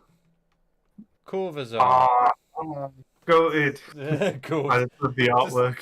Just good. The crow head. It's pretty. Yeah, RGB the goat. Okay. Crimson Rat. So right, so we got 2-shard demon. I don't think we've came across a demon yet, so that's fun. 2-shard nether demon.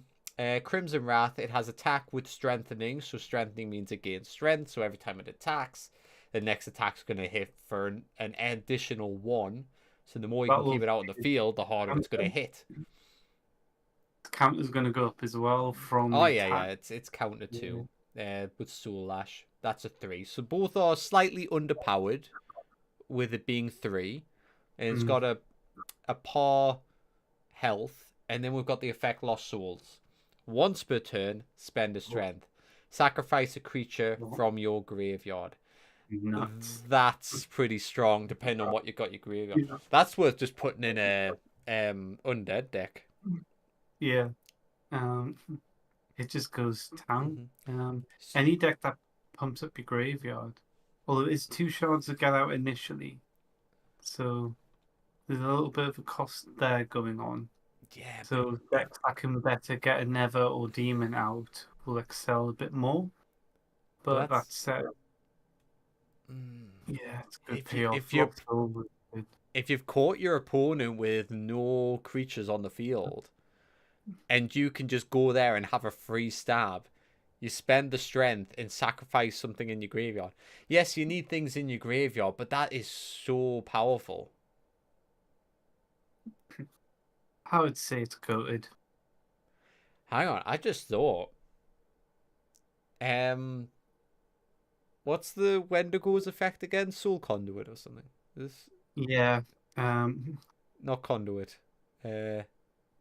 Soul Conduit. You can sacrifice it to the graveyard, basically. You can when it's sacrificed, it goes to the graveyard. So if you get a Wendigo in there, can you just spam Wendigo every turn, and it would just stay in the graveyard? Have I got that right? When this creature is sacrificed, I mean that's once per turn, but yeah, Wendigo becomes infinite shots, doesn't it? OP, OP.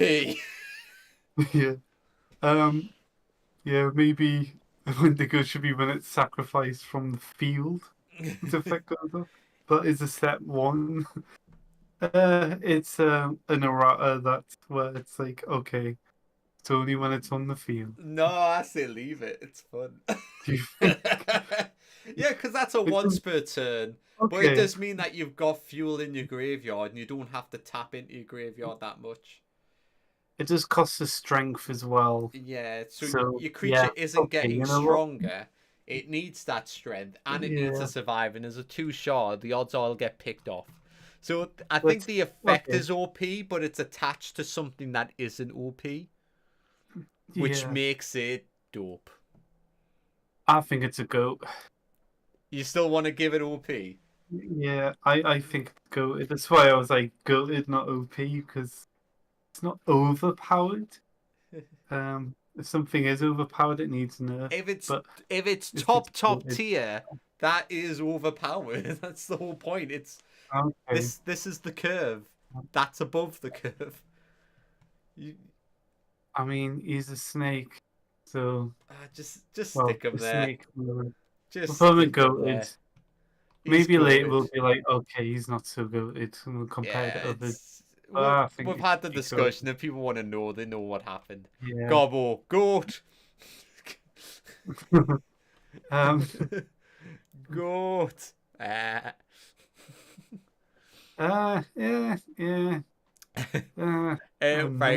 1-shot Anthronian, Quake Element, Frantic Clout with a 2 attack. It doesn't do anything special there. It's got 2 health, which is pretty standard for a 1-shot. It's got a 1 block, and then it's got a Nexicon, When this creature is targeted by a binding spell, reduce the mana cost of the binding spell by 1. That is so overpowered. Can't even believe it. I mean, you've just won the game right there. Instant. You can get some strong binding spells on it. But you need a strong binding spell to get on it. Have you noticed it clenches its fists with its thumbs tucked in its hands? Like, you can't punch like that. You're gonna break your thumbs. Yeah, that's a bad way to do a punch. Yeah, that seems like something a gobble would do. I don't think that was deliberate, but it fits. I'd say mid.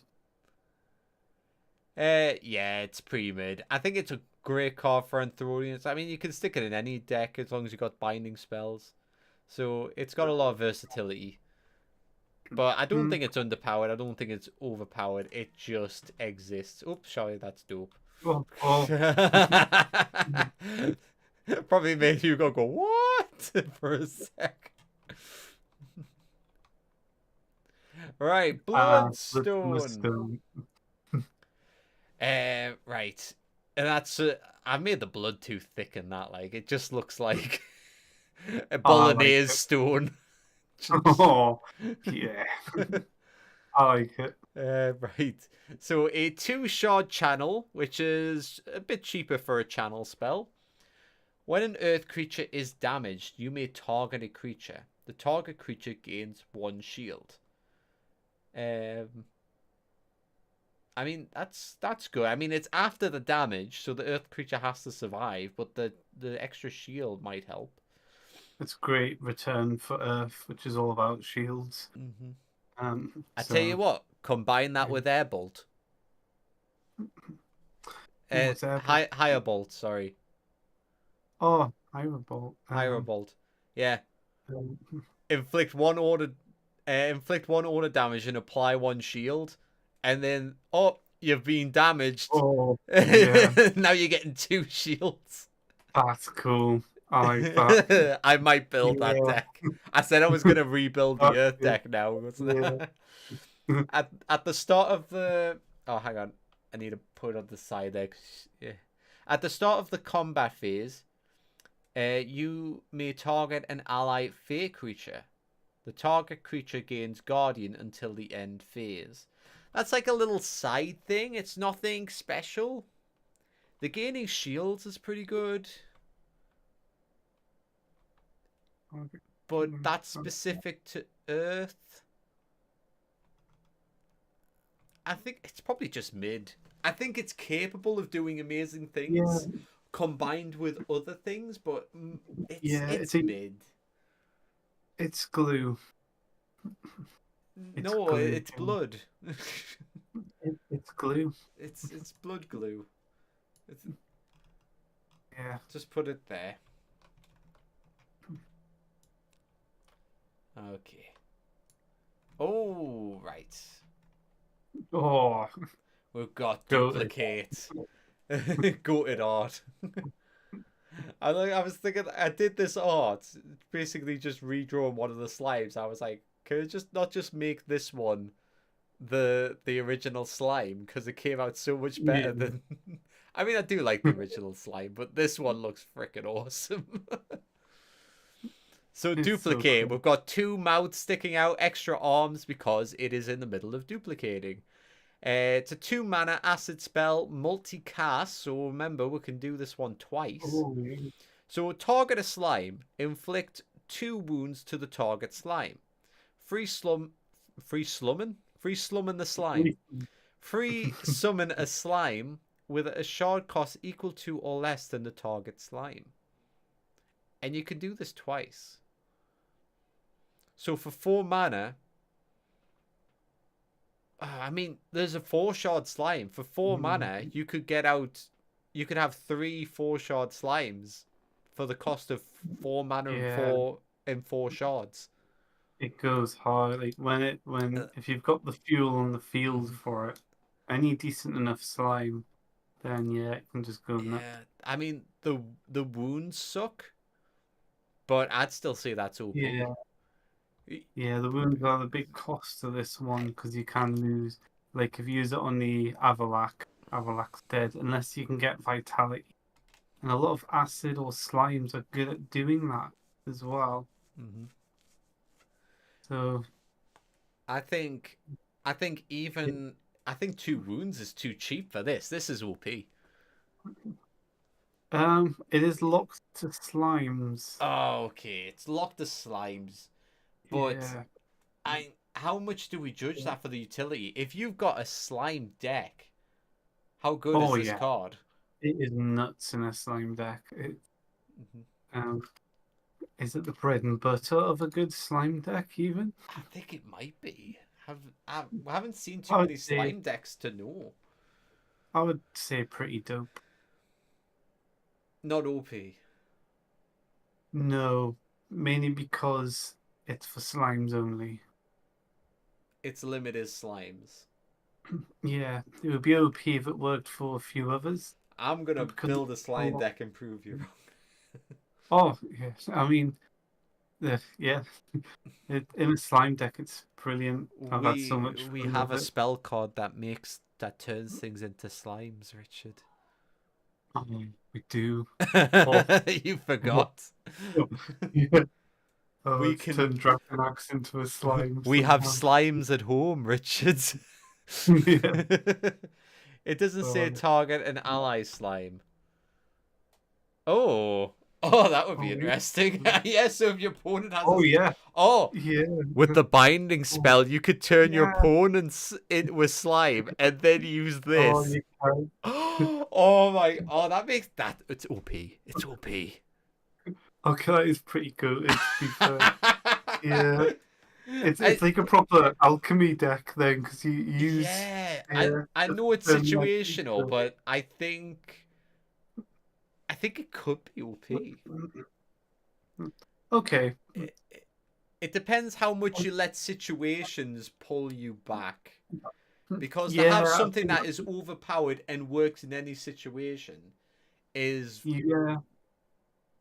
is So the fact something that we wouldn't allow. We wouldn't allow that, so we'll not get many OPs. yeah, you can kind of make that situation in any deck thanks to Alchemist Elixir. So That's the one, yeah. okay, Yeah, let's yeah. go OP just for the fun. Okay, what are we thinking? Ah, so sad. Oh, it's a good call with that Hugo. I think that's what tipped the scales with them, the slime. Yeah. Right, my deepest empathies. So sad. He was Um, so young. Right, so a one-shot cast spell, combat. Target an imp. When the target imp is destroyed, you may free summon a one-shot imp. Then you may scry the top 5 cards and draw one scried imp. So yep, new imp out. New imp out. Get to draw an imp. That's pretty good for 1 mana. You have to have an imp be destroyed, unfortunately, but imps like to be it's destroyed. good. It's combat. Hmm. So when you're attacking, if it looks like it's about to die, you can then use it, guarantee its Yeah. destruction. Or on the opponent's turn, you can use it, and then yeah, Like you get to bring another imp out and scry and see if you can draw another imp. like imp So Hugo good. called it imp funeral, which is what it used to be called. I'm like, oh, that's Yeah, nice. He still yeah, associates it with the original name. It's like, oh, the OGs know yeah. this. Oh, we've got too punny. Yeah, I would agree with you going on mid Yeah. because it is very imp centric, but it's not. It can't go as wild as duplicate can. Yeah, that's true. It's not as overpowered. Imps like to be destroyed, so you're already getting a bonus that way. What I've noticed is it also it's target and imp. So if your opponent happens to be using imps, if you destroy an opponent's imp, you can then trigger it. Yeah, you can cash in on their imps too, which is a nice Yeah, little that's very trick. situational, but it's a nice little bonus. introduced a spell that can Uh, turn other creatures into imps, and it adds a bit more reach. But I yeah. don't think it's as devastating as duplicate. I'm not sure if we would bring that out just because slimes make sense. It's like the degrading of anything could be a slime. Yeah, imp is a bit. Imps are Yeah. imps. um, unless we Nova. make unless we make the spell like imposter and something pretends to be an imp. Oh, yeah. There you go.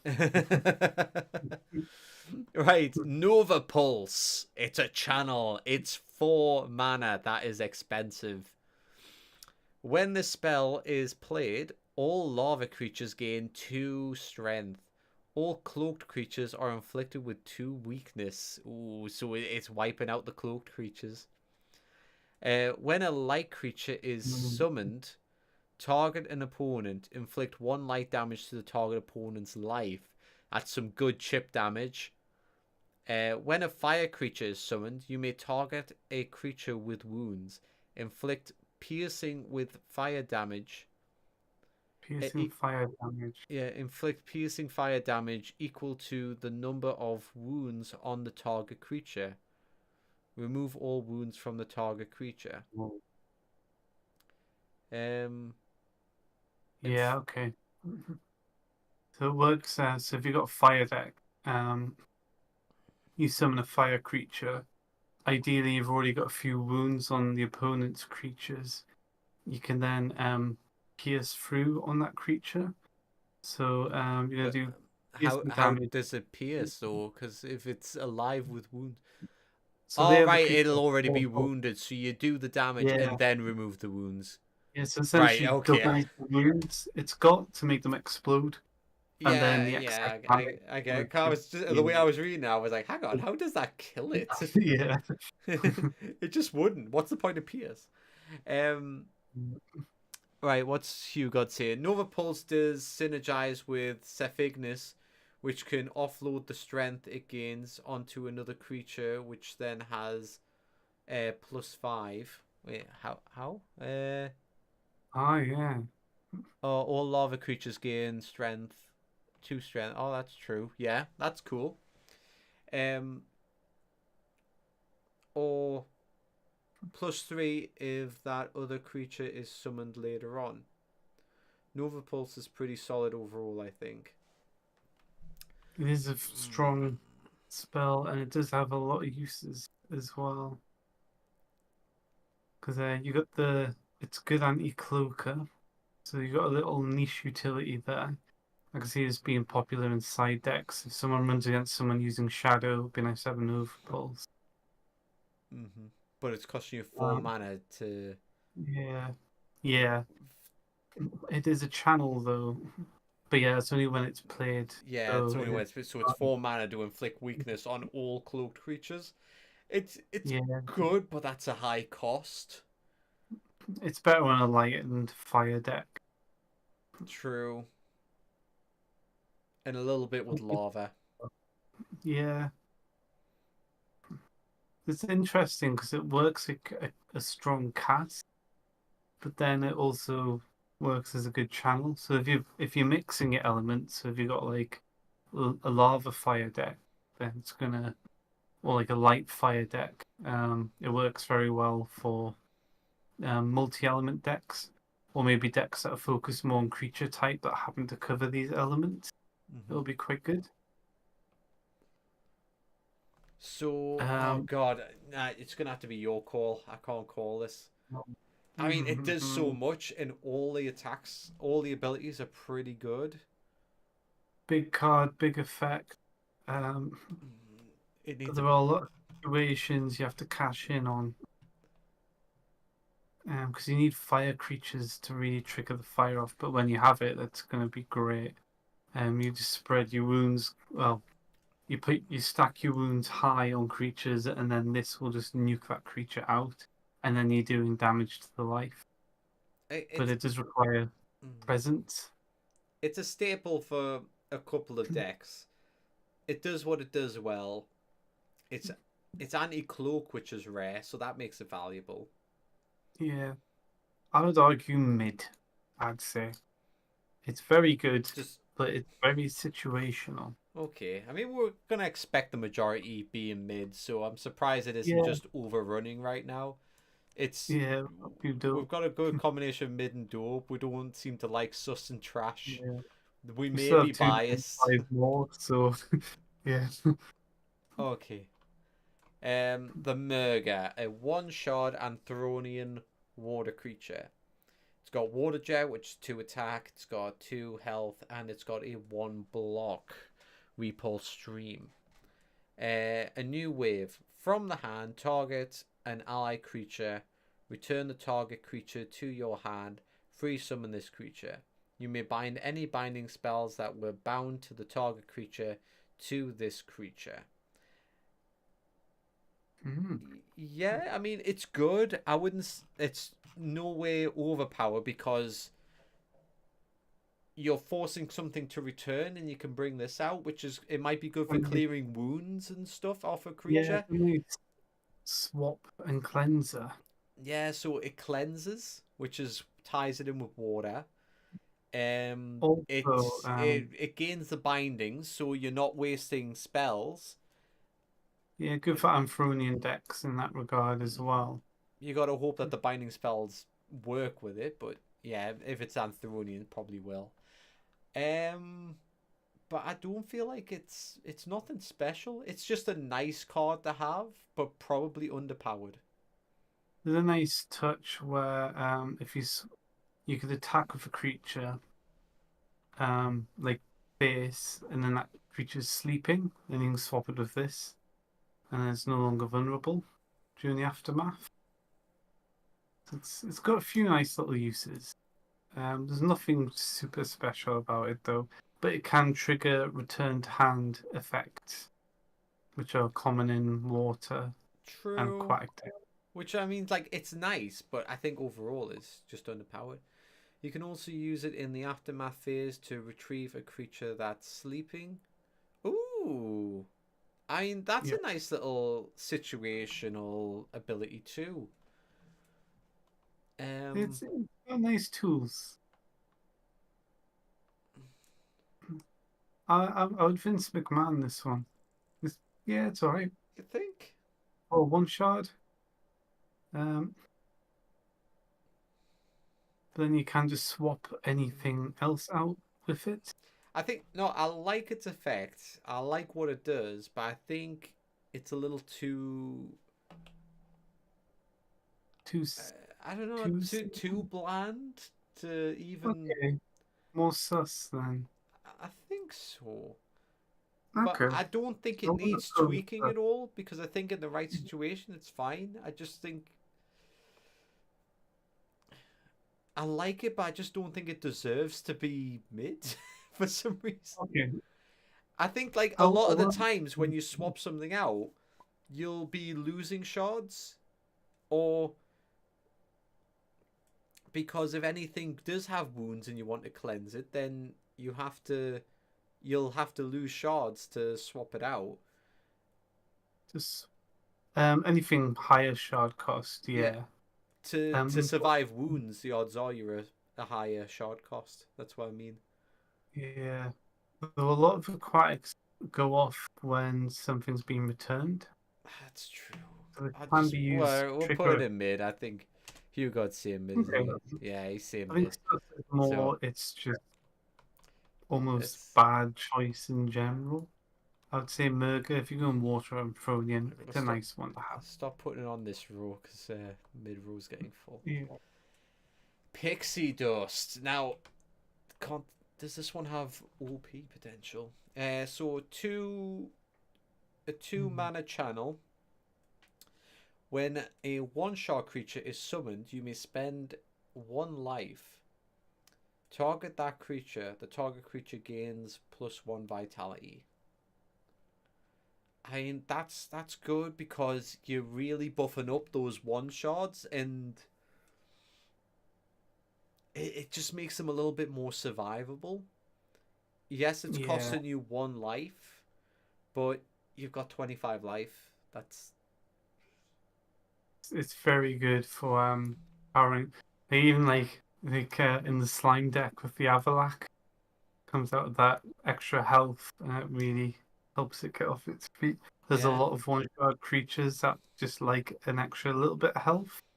Oh yeah. So yeah, even I mean, even like the Myodon tadpole here, while it's trash, because a metamorph, you can summon that, use pixie dust on it, and then metamorph it into a proper Myodon. So a lot of metamorphs in general would benefit. Like that would probably do a good job in a Vespid deck as well. Yeah. But Uh, is that's is just it is it like metamorph. a dope card, or is it just solid? Hmm. Costs life, but gives one-shot creatures vitality. Any deck that's spamming one shards as well, like insect decks, are gonna have a good time. I'm thinking it's just a solid mid. I'm I, thinking mids too, probably. like I love it. I'll definitely use it, but I think it's just solid mid. It doesn't make me go wee. Yeah. Okay. Oh, Oh, Nidhogg. we've got the Nidhogg. We've got the hog.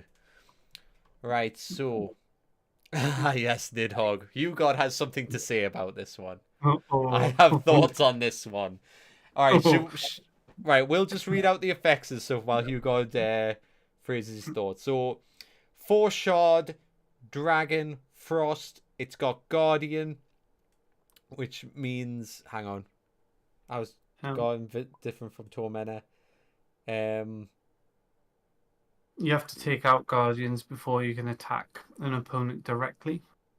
With Okay. tormentors, you have to attack with tormentor first. Yeah. So tormentors can protect other creatures, whereas guardians only protect the player that pulled it out. Right, I think that ability makes a solid pick for just about any deck that wants a 4-shot creature. Cool. Avalanche. So we've got attack with splash. Splash means you're hitting up potentially up to 15 damage on over 3 creatures. Pretty strong. We've got Mass. a 2 block with sap. I mean, mitigating 2 means you got to hit it for 10 to kill it in one shot. And it's got sap, so you're tiring your opponent while blocking. So sap will sleep them, won't it? Yeah. Yeah, you Rather than block rest them. something back to sleep, and Yeah. so yeah, it just knocks them And out of the then game for a little bit. Winter's Grasp. When this creature damages other creatures, sleep the damaged creature. When this So it's creature flat. just when this creature destroys a creature, this creature gains +1 shield.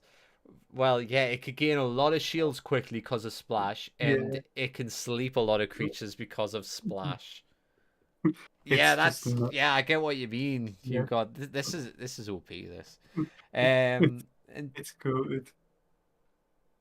I like it. and technically sap on its attack and it yeah, technically it does with the effect, that's true. The other Great Guardian Drakes have abilities that are more limited to their specific playstyle. Yeah, this one, you're right. You could just put this in any deck. This is a good card. Yeah, very good card. It's a great one to have. Yeah, it uh, just goes to town. OP? I mean, Yes. because, I mean, with Splash as well, it's taking out cloaked creatures. Yeah, Potentially, Splash. if they're positioned correctly. Can any swarms that go for it are gonna get sweeped as Oh, well. yeah, because Splash Blitz Swarm. Splash is OP, isn't it? Cocytus needs vitality to exist. Ignibus needs wound. Fairbrand touches the field state only. Good point. Good point. Yeah, Yeah, Nidhogg, I think OP. it's so good. Rather than depending on having sleeping creatures or shields, it just makes them itself. Yeah, it's a very self-sufficient boss card. It is a 4 shard. And look at To it. get It Nidhogg doesn't out, want to. It's just Yeah. like I'm not dealing with it. Didn't you ask like didn't you want like the hair like coming down from the sides or something? Did I? Oh, what did I want from it? Can't remember, you know. I think you wanted hair on it, so I had to make a dragon with tufts of Yeah, I hair. wanted a bit of hair. You wanted the wings to be I, transparent. That was yeah. fun. Oh yeah. It's got see-through ice wings.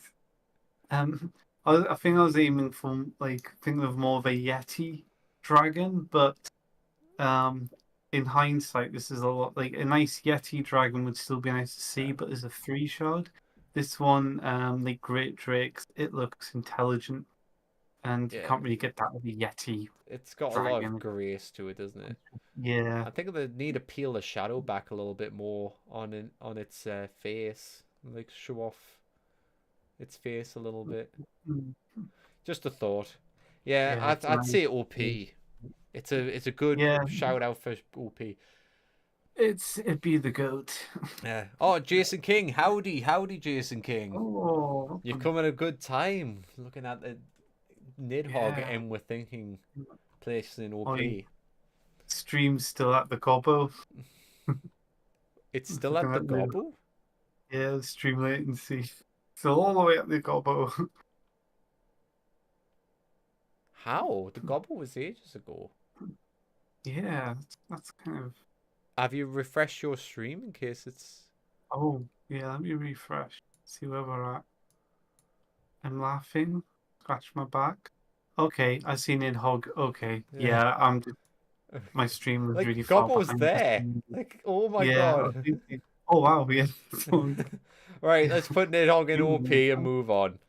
Right. Let's see what card's coming up next.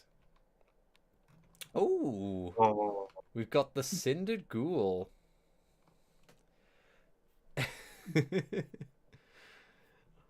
Oh, I just imagine like you playing against like water decks or something, and or like air decks, water decks, and they push the ghoul back into the hand and they go rescinded ghoul. That's my freaking mind. Dear. Right, so Cindered Ghoul being a variant of the ghoul, which is originally poison. We've got a one-shot fire undead creature. We've got Inferno, which is an attack with wounding with 3 damage, pretty strong. That's balanced out with its 1 health, so very squishy. And then we've got a 2 counter with wounding, which is pretty strong. So yeah, they both got wounding. Like this Yeah, thing. it's nice to see fire and poison wounding both on a card. And then it's the effect's situational, but if you've got the right setup, it's pretty strong as well. When this creature is summoned from the graveyard, target another creature, inflict 3 +3 wounds to the target creature. Yeah, what's that? Yeah, Wound-based undead deck is an interesting prospect. I think God, wounds are deadly in general. With both yeah. ghouls and ghoul, it's actually quite a viable prospect to work with. What's the ghoul's effect, Richard? Oh, the goal is I forget what that does. yeah, let me bring it That up. was like a you and With, Glenn project, so that's yeah, my knowledge of it isn't. yeah. Dredge up from the depths. Target an undead, water, or poison creature in your graveyard. Turn this creature to your hand. Cost summon the target creature for 1 fewer shard. Oh, So, yeah, you can use the gold to get a free Cindered Ghoul out. And I'm guessing use the ghoul to get your Cindered Ghoul. it's a one shard. It's It's fun. squishy, but it's strong. This it can do damage, and it's Yep. incentivized to come back. And when it does come back, it does more damage. I'd probably say dope. Dope, eh? Yes. Yes. It's like if you're gonna Yeah. say OP as well, you can say is it dope or ope? Dope. Oh. Yeah. Or goat. Do we dope or goat? You agree with Goat or dope? dope. Yeah, I would say dope. It's Okay, pretty good. You can do a lot with it. let's pop it there. 3 wounds just for bringing it back from the graveyard's massive. Okay. All right. The rusted Tesla tick. So a Tesla tick variant, 1 shard and 1 mana because of being golem. Rusted Tesla tick is full on downgrade to the original, because of the battery acid dissolve.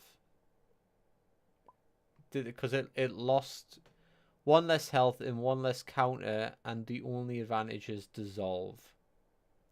Dissolve doesn't outweigh its weaker counter and health. I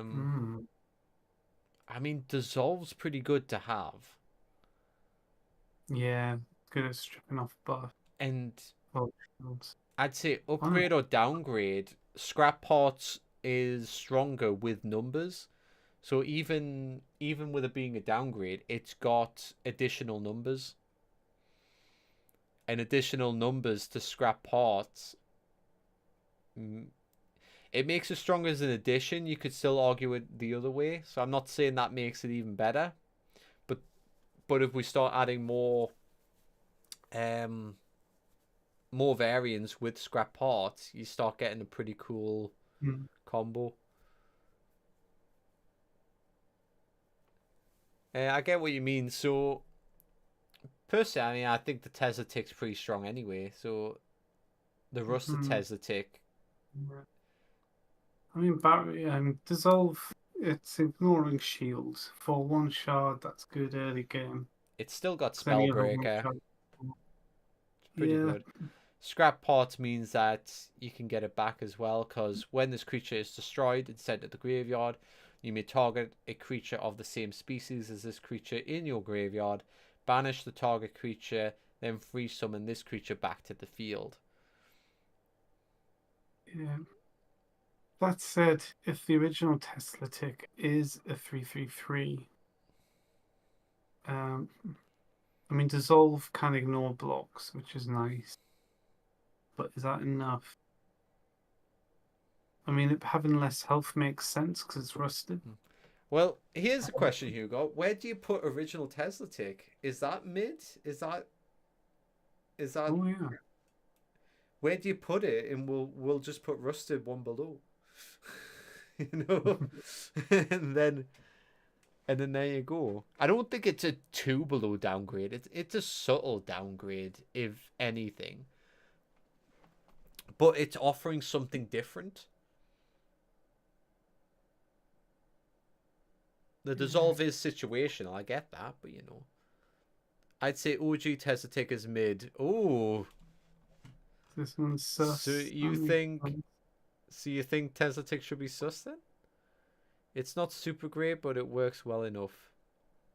Okay, right, we'll just put it in sus then.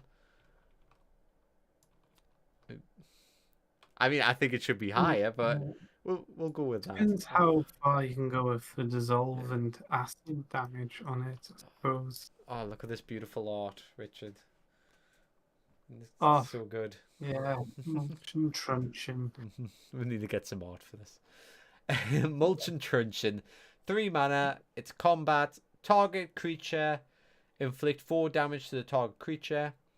If the creature is destroyed, target a plant. The plant gains vitality equal to the excess damage.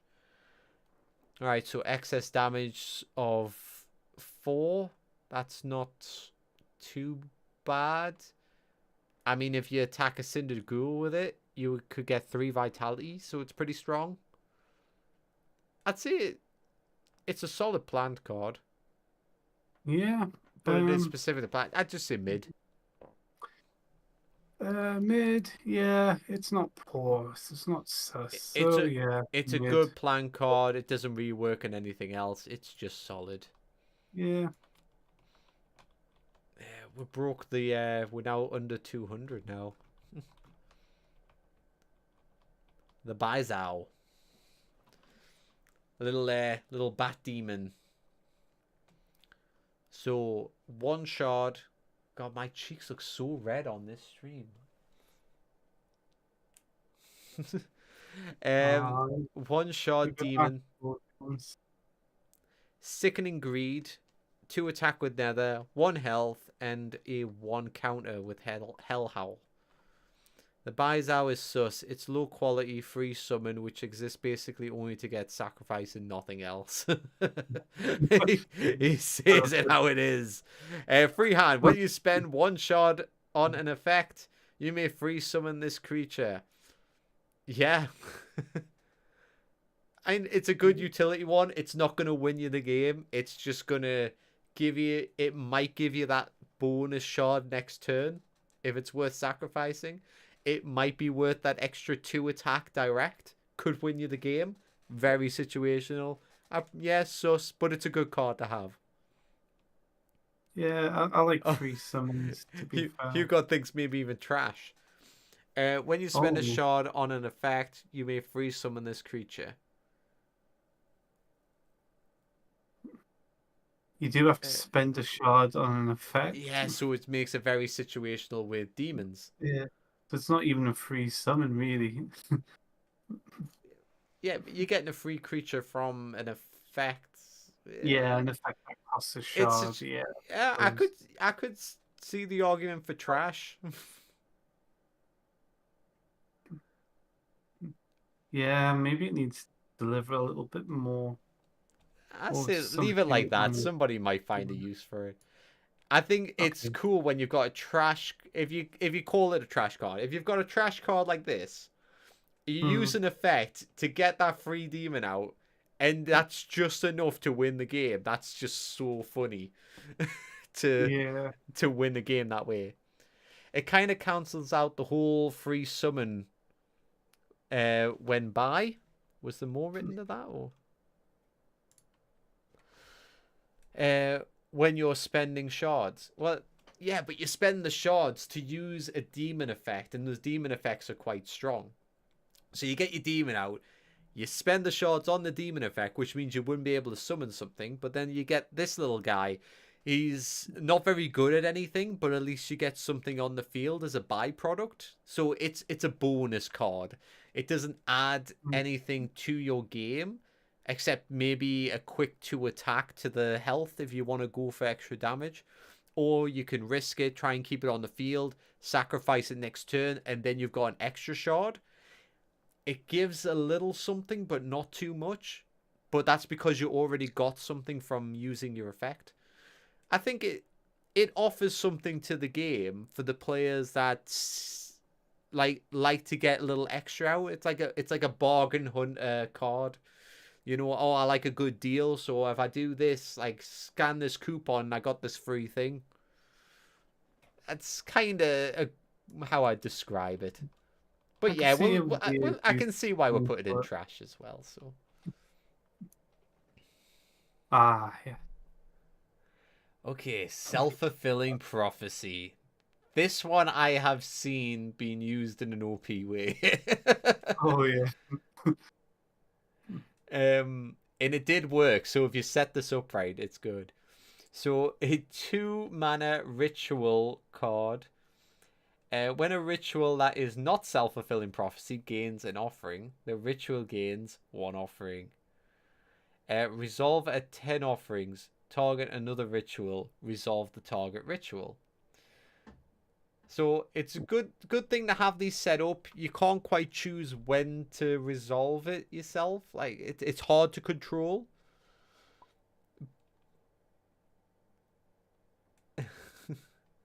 Pot of Sneed has a lot of potential. Pot of Sneed, though, it's called. What's Sneed? Like from was it like from Captain Hook or something? Sneed? I'm curious about that. How I got that name. That's good though. Okay.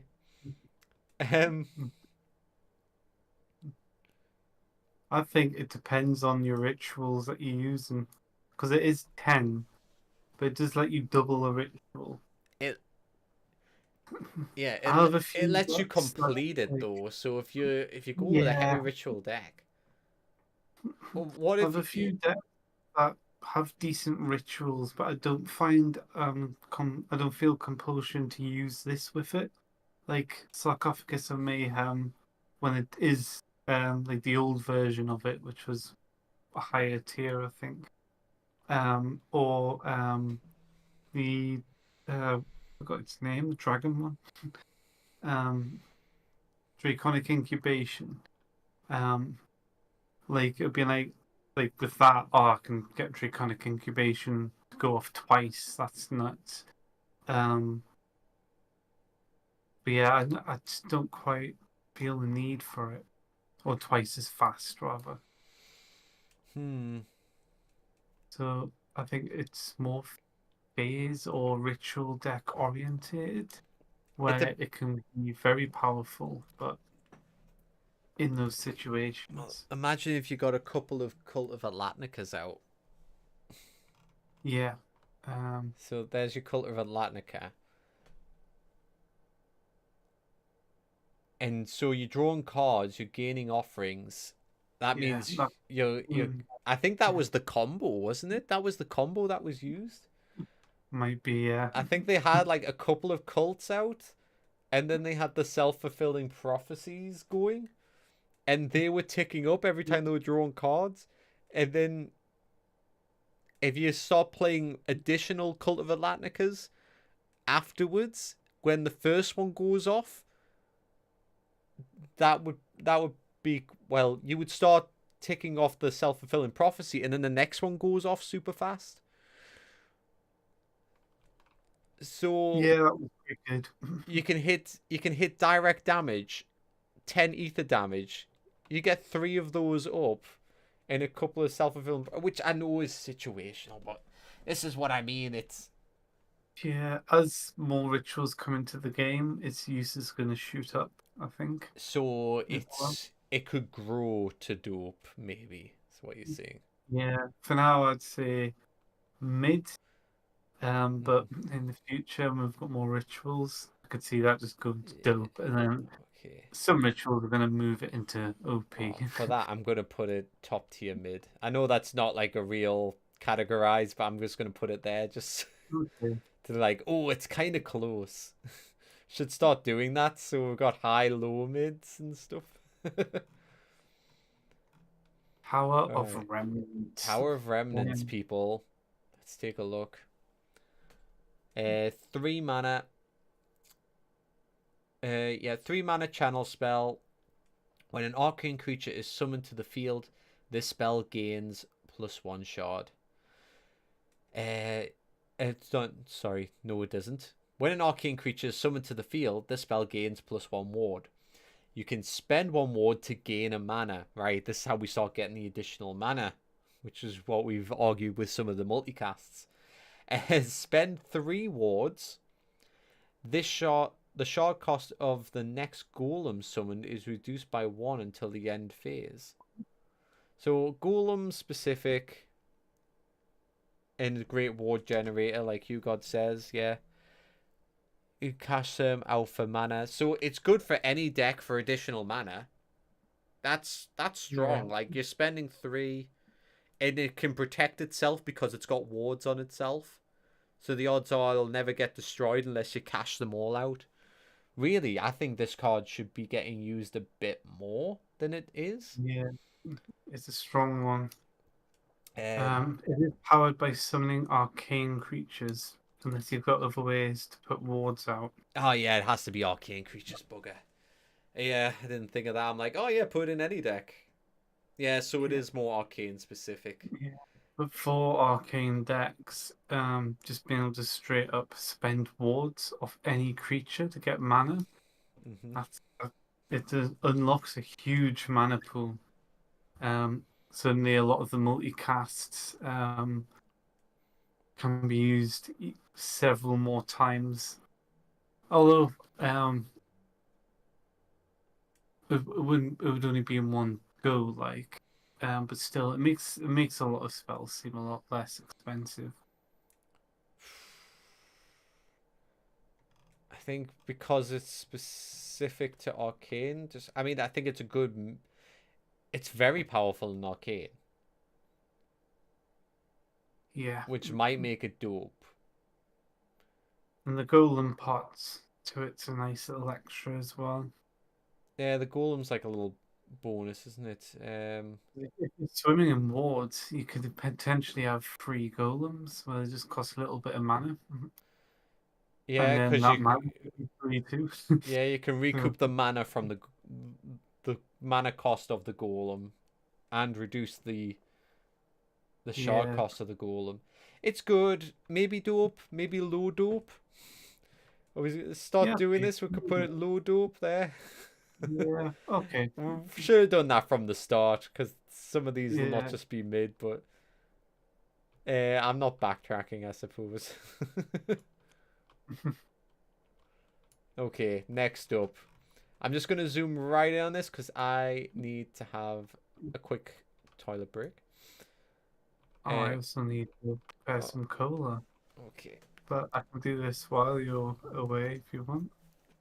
Yeah, just read it out and discuss. It's very nice Okay. art. Talk about the art. Wow, the art's really cool. See how it's like lightning, but it's like chained. Pretty good. Yeah, chain lightning, multicast, only 1 mana, so you could potentially use this 5 times in a turn, and then even more if you have ways of getting mana mid move. Um, Combat as well, so you can use it during combat or during your opponent's combat. Very good. And yeah, target creature inflict 2 lightning damage with Pierce, and Pierce is great because any 1 health creature that you're going to damage with that is just going to punch through, or any odd health creature.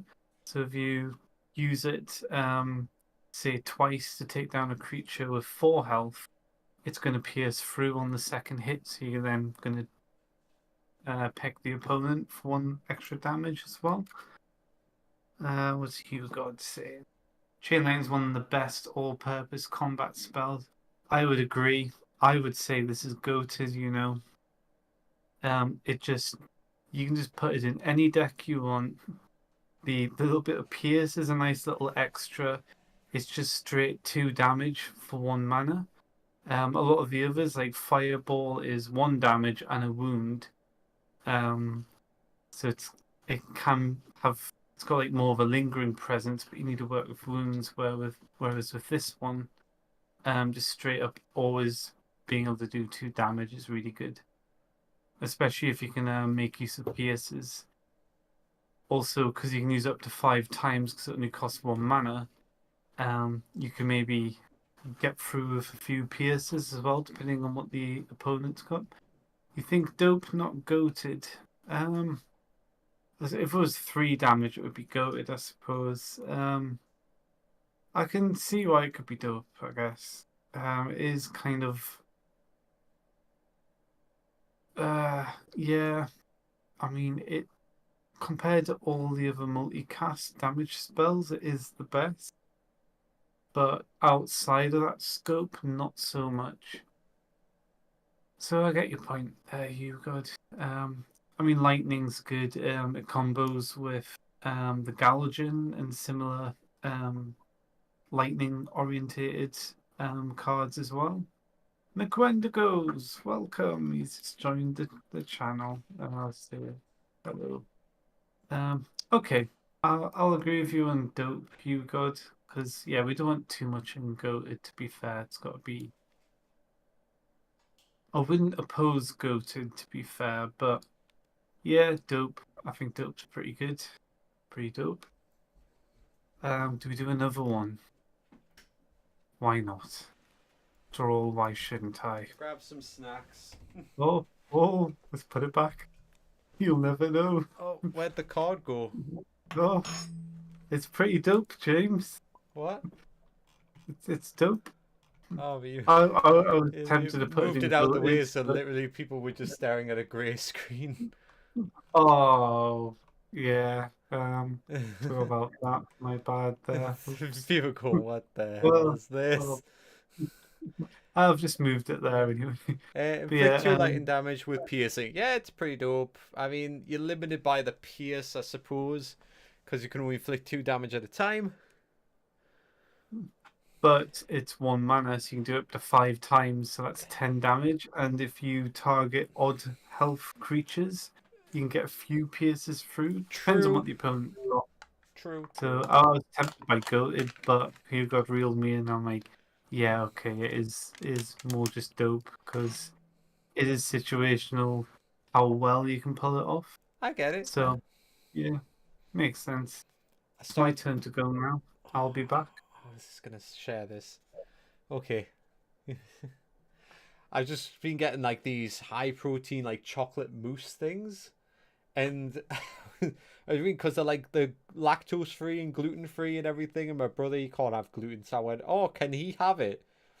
And there's another thing he can't have, and this has it, and it's beef. And I was not expecting beef to be in this chocolate pudding, but there you go. It's like beef gelatin, it says, but it's actually still pretty good. Mmm. It's like very chocolatey. It's not like super sweet, but very, very chocolatey.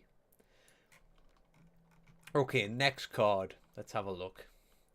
We'll make some decisions without Richard. Vitalidim. 2-shard Ether Angel card. It's a tormentor right away, so you have to target it. It's annoying creatures on the field. They want to kill it. We've got Sacred Collective. It's an attack with Swarm, so if you get a few Fatalidims, you can swarm together, combine your attacks. Makes for a good move. 5 health, so above the curve there, pretty good.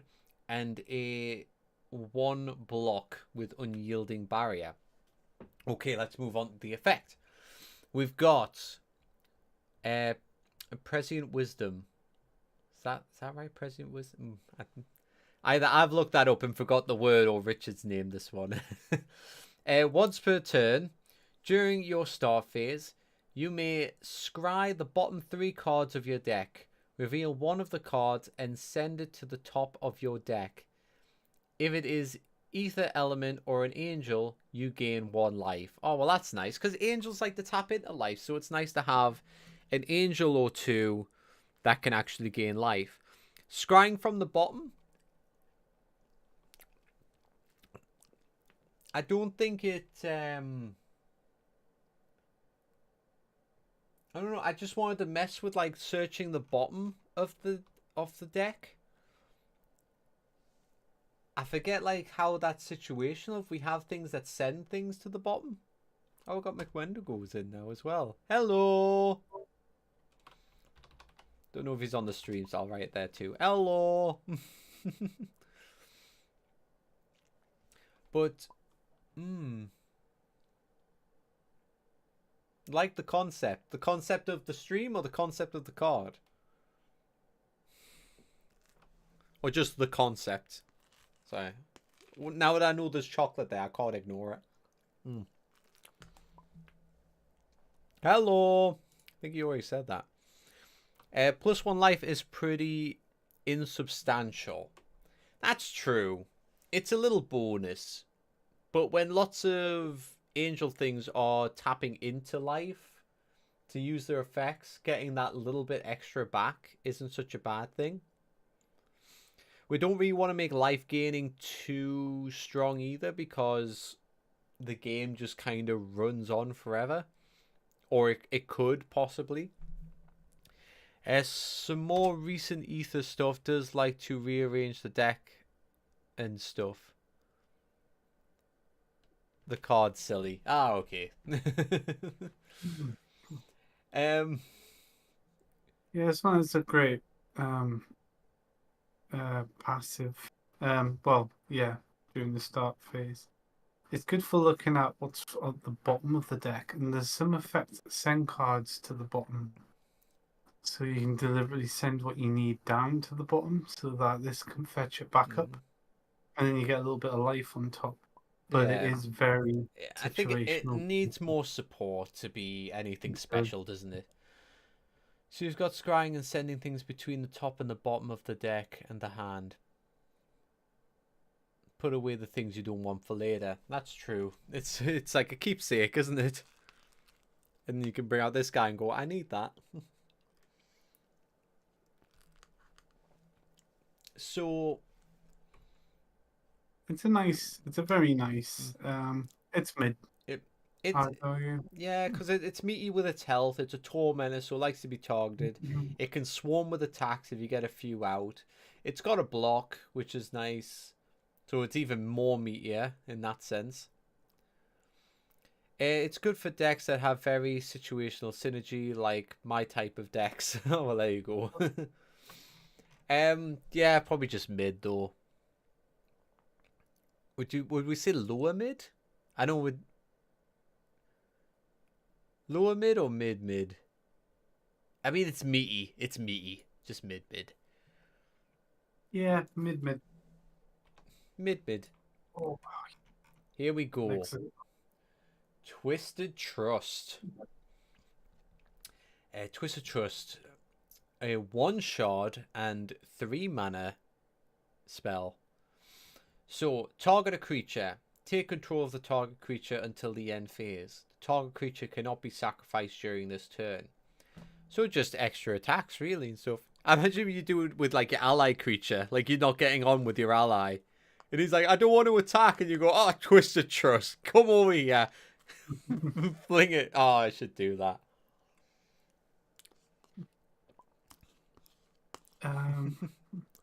Sus, yeah, it is very expensive. Solid pick for worm decks, that's true. But yeah, Yeah, it doesn't really do much. Just for like flinging an attack off your opponent towards them could be fun. But okay, sus. yeah. If we've got a very powerful creature, then there's a big return on it. If Yeah. they have a very powerful creature. So I'm gonna say high sus. I'm gonna put in the high sus. If its effect was relative to the strength of the target, like the shard cost or something, that could be more interesting. It could have more versatility. But yeah. Yeah. So Retromorph. 1 mana with multicast. So it's a combat spell. Target a morphed creature. Gain life equal to the shard cost of the target creature. Unmorph the target creature and return the morph. Return the morph creature to the owner's hand. Ready the target creature. Okay, so you can have a big creature out. You can return it to your hand. You gain life. You can ready that creature, so now you could go in for a second attack potentially. Or you can remorph it again.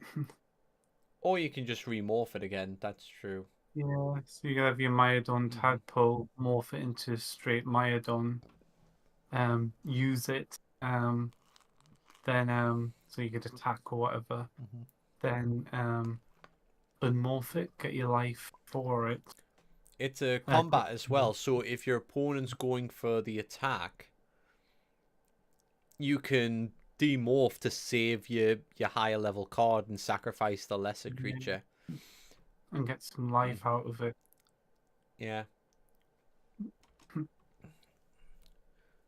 Retromorph is hard to judge. I'd assume sus or trash. Could be. Yeah, I mean, I don't love it. Yeah. There's something to play with. I think as more morphs come out, there might be more. Like it could climb. Yeah. Water morphs, anything that triggers, or any other creatures that trigger when creatures return to your hand would be triggered by this because it mentions return. Yeah. I think if it classed the lesser creatures being resummoned, that makes it interesting. Yeah. You say so how is it phrased? The unmorphed target creature return to the morph creature. Alright, hang on. The target creature. Unmorph the target creature and return the morph creature to the owner's hand. You could say the unmorphed target creature is classed as being summoned, ready that creature. Then you're re-triggering on summon effects that some of them have. Yeah. It's a little I, bonus, makes it a little better, but I can see the argument for trash. yeah, it could get quite wordy and confusing, but yeah, introduce mutants. If we do have mutate as morphs, that broadly widens what it can work with. But yeah, I can see trash on it, to be honest, as well. Very niche. Okay. Arborus. 2 shards, 2 mana, Arbor Golem. Breaking Timber, which is an attack with 5. Yeah, it's strong. 4 health, and then a 1 block with Bracken Shield. So tapped Rejuvenation.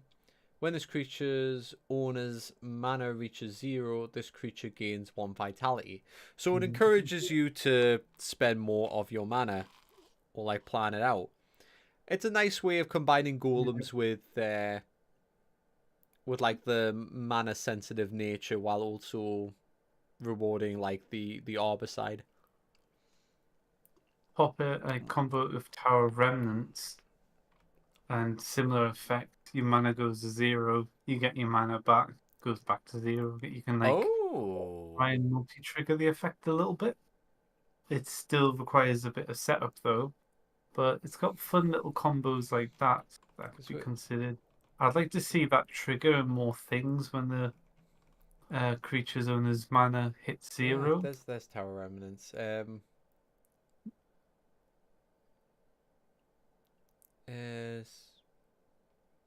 That's just spend 3 wards. No, there is one that goes to 0. I don't think it's Tower Remnants you're thinking of. Oh no, it's got spend a ward, you gain a mana. Oh, So you use this, yeah, you get your mana to 0 to trigger. Oh, Tap right. I thought there was like rejuvenation. a one that. Yeah, I'm just getting Yeah. confused. I'm old. I'm confused. Oh, Okay, so right, where does it belong then? Arborus is mid. It doesn't really do much. You can get yeah. multiple vitality a turn, but I don't know if that's actually good enough. I get that. It's hard to Yeah, synchronize I with think so. golems. Yeah, just mid. Yeah. Maybe even low mid. Should we do low mid? Low mid. Oh, Low okay. mid? Oh. Maybe. We're I gonna could see them as mid's mid, but I just want yeah. to put it there. Yeah, you can do the high Ninkalim. note. OP. Oh, what a guy. Champion, Rodent Swarm, Karmic Returns. It's got all the I'm swarms. surprised you haven't built a rodent deck, Richard. Yeah, I've I need built to a build a rodent Rodent deck. deck. I I thought need a like good Rodent built. yeah, why not? I mean, it's because you've been building them, so I'm like, James, that's Rodent deck. It was a while before I I'll, built it I'll though. make a Rodent deck. So it's on my bucket list. Don't worry, James. Okay. I think it's because the Ramon. There's a couple of Ramon that work so well in Chaos. So I'm like, So you just I'll have a lean into Chaos that. Rodent deck. Yeah. So I get my Rodent fill already. Though the Inklin's so cool. I'll make you Um, a set of rodent cards one day. Watch out. The rodent expansion. oh, yeah. Call it Lord of Rodent. the Plague of I Thronos or something. Yeah, that would be cool. Yes. Or just There's this one. mischief. Something with mischief in Yeah. the name for Mischief, mayhem, all those words. right, yeah, Yeah. Ninkalim. 2 shard beast creature. It's got rodent swarm, which is 2 damage, and it's a swarm attack, of course. We've got a 5 health, which makes it nice and meaty. It doesn't want to leave the field. And we've got a 1 counter, which is Karmatic Return, which we know a couple of other rodents actually share that. So that's kind of handy. It's got Lord of Rodents. When a creature with Rodent Swarm attacks or counters, target the creature. The target creature inflicts +1 combat damage. Hang on. When a creature with Rodent Swarm attacks or counters, target the creature. The target creature inflicts +1. right? And then rest this creature, free summon a one-shot creature with rodent swarm action. Well, this didn't used to be the effect, Richard. What did it used to be? I think it was all one-shot. Was it just all beast creatures with rodent swarm gain +1 damage? Because it was an area effect, which we never did. We always did adjacents. This one affected the whole field. Might have got made a little bit more robust. This is a step up because rodent-based cards can only be thrown out onto the field. I get you. They're not together. They are strong. The main change is the second ability he's got now that he didn't have before. Mm-hmm. And then it was one shard. Yeah, it was one shard beast. Maybe it could be both. The reason why rodent swarm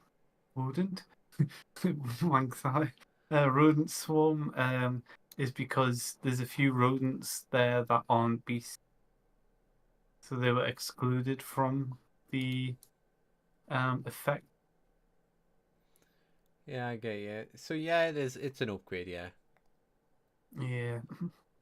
Can also work with non-based rodents as well, making it versatile. Yeah, because it works with oh man, I forgot the lizard's name. Color. Yeah.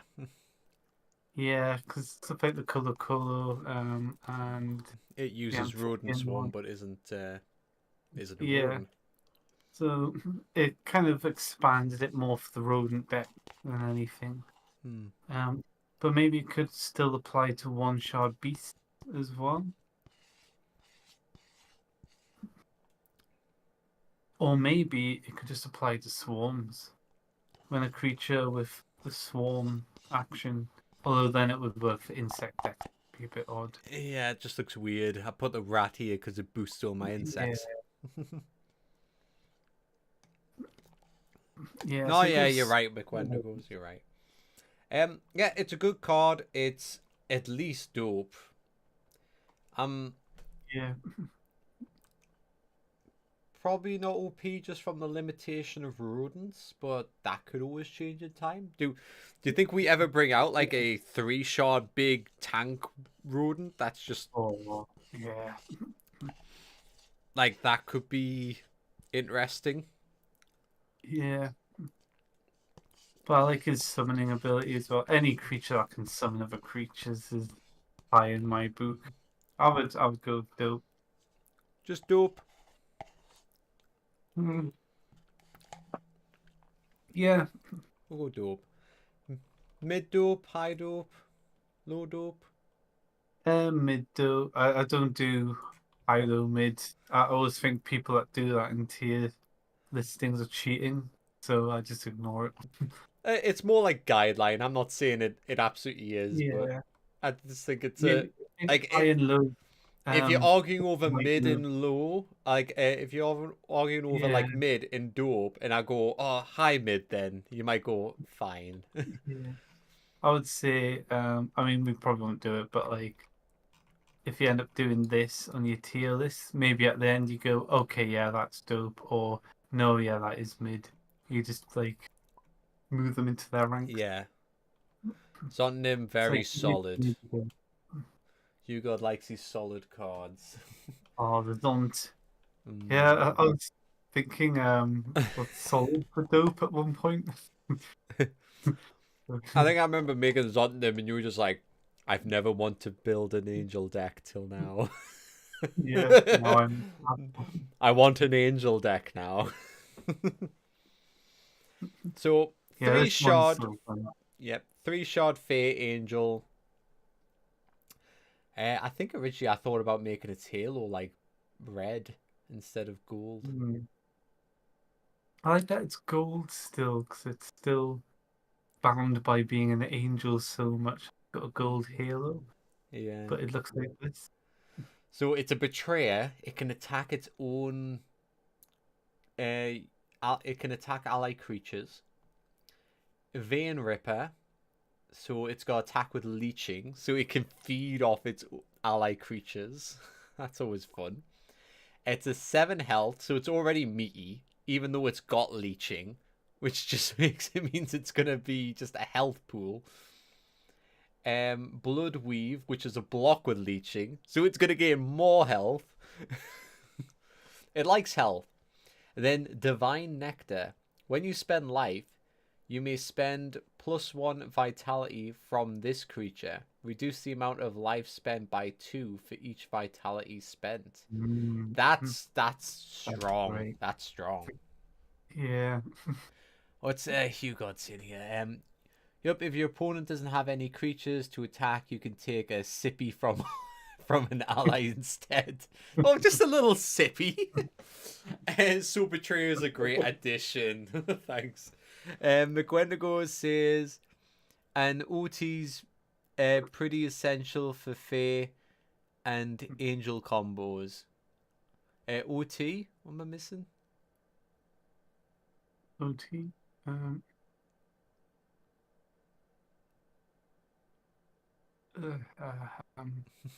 OT? I hate acronyms and stuff like that, so if it's You'll find out. I'm always on the internet and then people go, oh, and then they like do one, I go, I don't know what that means.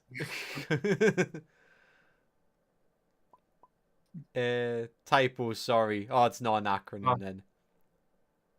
I think Dope. Yeah, I can agree with Dope on this. Like, even like Blood Weave is so like block of leeching is just so good as well. It's a very strong card. yeah, blood. It's strong. Writing It's it in the 3 mana. dark. Ah, Okay. Dope. it's a must-have for Fae and good for Angels too. I'm gonna put in high dope. You can High ignore dope. that if I'm putting high dope.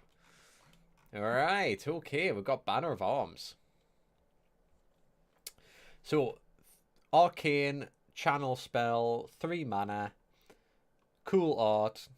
During your main or aftermath phase, once per turn, reduce the mana cost of the next binding spell by 1. So you can't combat binding spells, basically. There's a counter there. During the combat phase, resolve this spell. Target a spell, interrupt and destroy the target spell. So that's pretty good as like a... It's an anti-combat spell as well, in that sense. But obviously you do that, you lose the channel ability. Interrupt and destroy. Yeah. No, I mean, it's pretty strong Yeah. just for that second one. The interrupt. There's not too many interrupt spells. Yeah. Just being able to go like, okay, no, we can't let them use that spell. Yeah. We'll sack the banner. That's a very strong secondary use. It's not a surprise interrupt, like your opponent might see it coming. Yeah. But it's nice to have. And then if you're not using it, if your opponent's holding back, then you get the other passive ability where you get to reduce the cost for bindings. And I know binding is mostly tied into Anthronians, but it isn't exclusive, so really it goes into any deck. Yeah, it's a good contingency card. That's a good way of describing it, McWendigos. Yeah. Good contingency. I need to use that word more. It needs to be in my vocabulary. Good to bring when you don't know what to expect. True. Yeah, it's a good option for binding folks decks with the option to uproot in any emergency. I'd say so. So, did we go... It's not like... It's not good though, is it? It's just really good. It's mid. What? I would say What? mid. We've done nothing but talk it up and you go mid. You can counter a spell, I which need to is turn nice. this way so it looks like I'm It's arguing with Richard. You listen here. It's a nice defense and go, okay, we don't want them using that spell, but it's free mana to stop them No, casting however much mana. who They God can McWendigo, back gain, me up. It's not mid, is it? It's stronger than um, that. the binding discount. It's good if you have a lot of bindings, and again, maybe in the future you'll have more. But if your deck isn't orientated around binding spells, it's just more of a utility. That's Um, my yeah, thought anyway. I think in time binding spells becomes more common. There's more potential. Yeah. There's also how many binding spells Mm. you're gonna have in your deck versus Oh, other stuff. Unleashed is here. Hi, Unleashed. Oh, Glad you can make it. Welcome, welcome, welcome. So we're just reviewing the Banner of Arms card, and we're putting them in categories. I'll fill you in. So we've got these categories. We've got goated for top tier cards. We've got dope for just like above the average cards, like above the curve, the power curve. We've got mid for just your bang on average cards, like they do the job and they do it well. We've got a bit sus for like I don't think they're quite up to snuff with their well with the rest of the cards. And then we've got trash where we're just like we don't want to use these cards really. They might get used, but there's better options. So now you know. Let's see what Mick Wendigo is saying. I think its general space gameplay makes it pretty versatile, especially if you got some binding spells to play. So yeah, I back you up on this. oh. Ho, ho, ho, I mean, if I'm ho. outnumbered, then okay. I must be wrong. Yeah, I think yeah, But I think yeah, Banner of Arms. I think it's just it's a dope card. It's a dope card. just updated its description as well, so it reads a bit better, you know. Okay, let's see. Same. So So I'll pop it in. I'll pop in dope. I'll put lower dope if it makes you feel better, even though you're ignoring that bit. Okay. Centralix. So a one-shot 2 mana golem. It's order element. Systemic containment. It's a 3 attack, and it's got 2 health and a 1 block worthy guard. Artificial enhancement. Spend 1 mana, target a creature. Bind this creature to the target creature. While bound, the bound creature gains Zealot.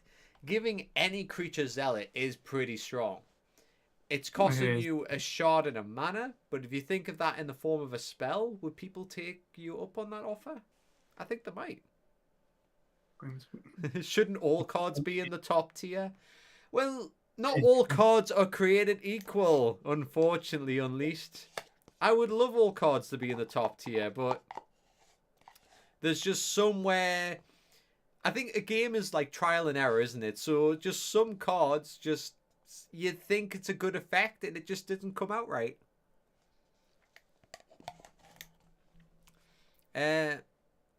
Tentrelix not only offers Zealot, but Yeah. also the ability to create bleeped up amalgamates. Yeah, I mean, it's got. It could be Yeah. OP. So, It could be. um, you attach Centralix to a creature, and that gets the becomes Zealot, but also it would inherit artificial enhancement unless we're changing this rule, which means that creature can then be attached to another creature, which will then inherit that creature's effect and Centralix effect, and you can just keep going and build a stack. If we maintain that they inherit, like any bound creature bound to another creature gets effect. Mm, So that was is off it, the back of some of the modification and mutation and since it doesn't changes. say how what's Hugo point now here, and since it doesn't say when not bound, spend 1 mana. It just makes strong cards stronger. What's more to say? You can then bind that Reaper onto, say, an Horizontus. Wait. So spend 1 mana, target a creature. Bind this creature to the target creature. While bound, the bound creature gains Zealot. So are you saying you can jump it about?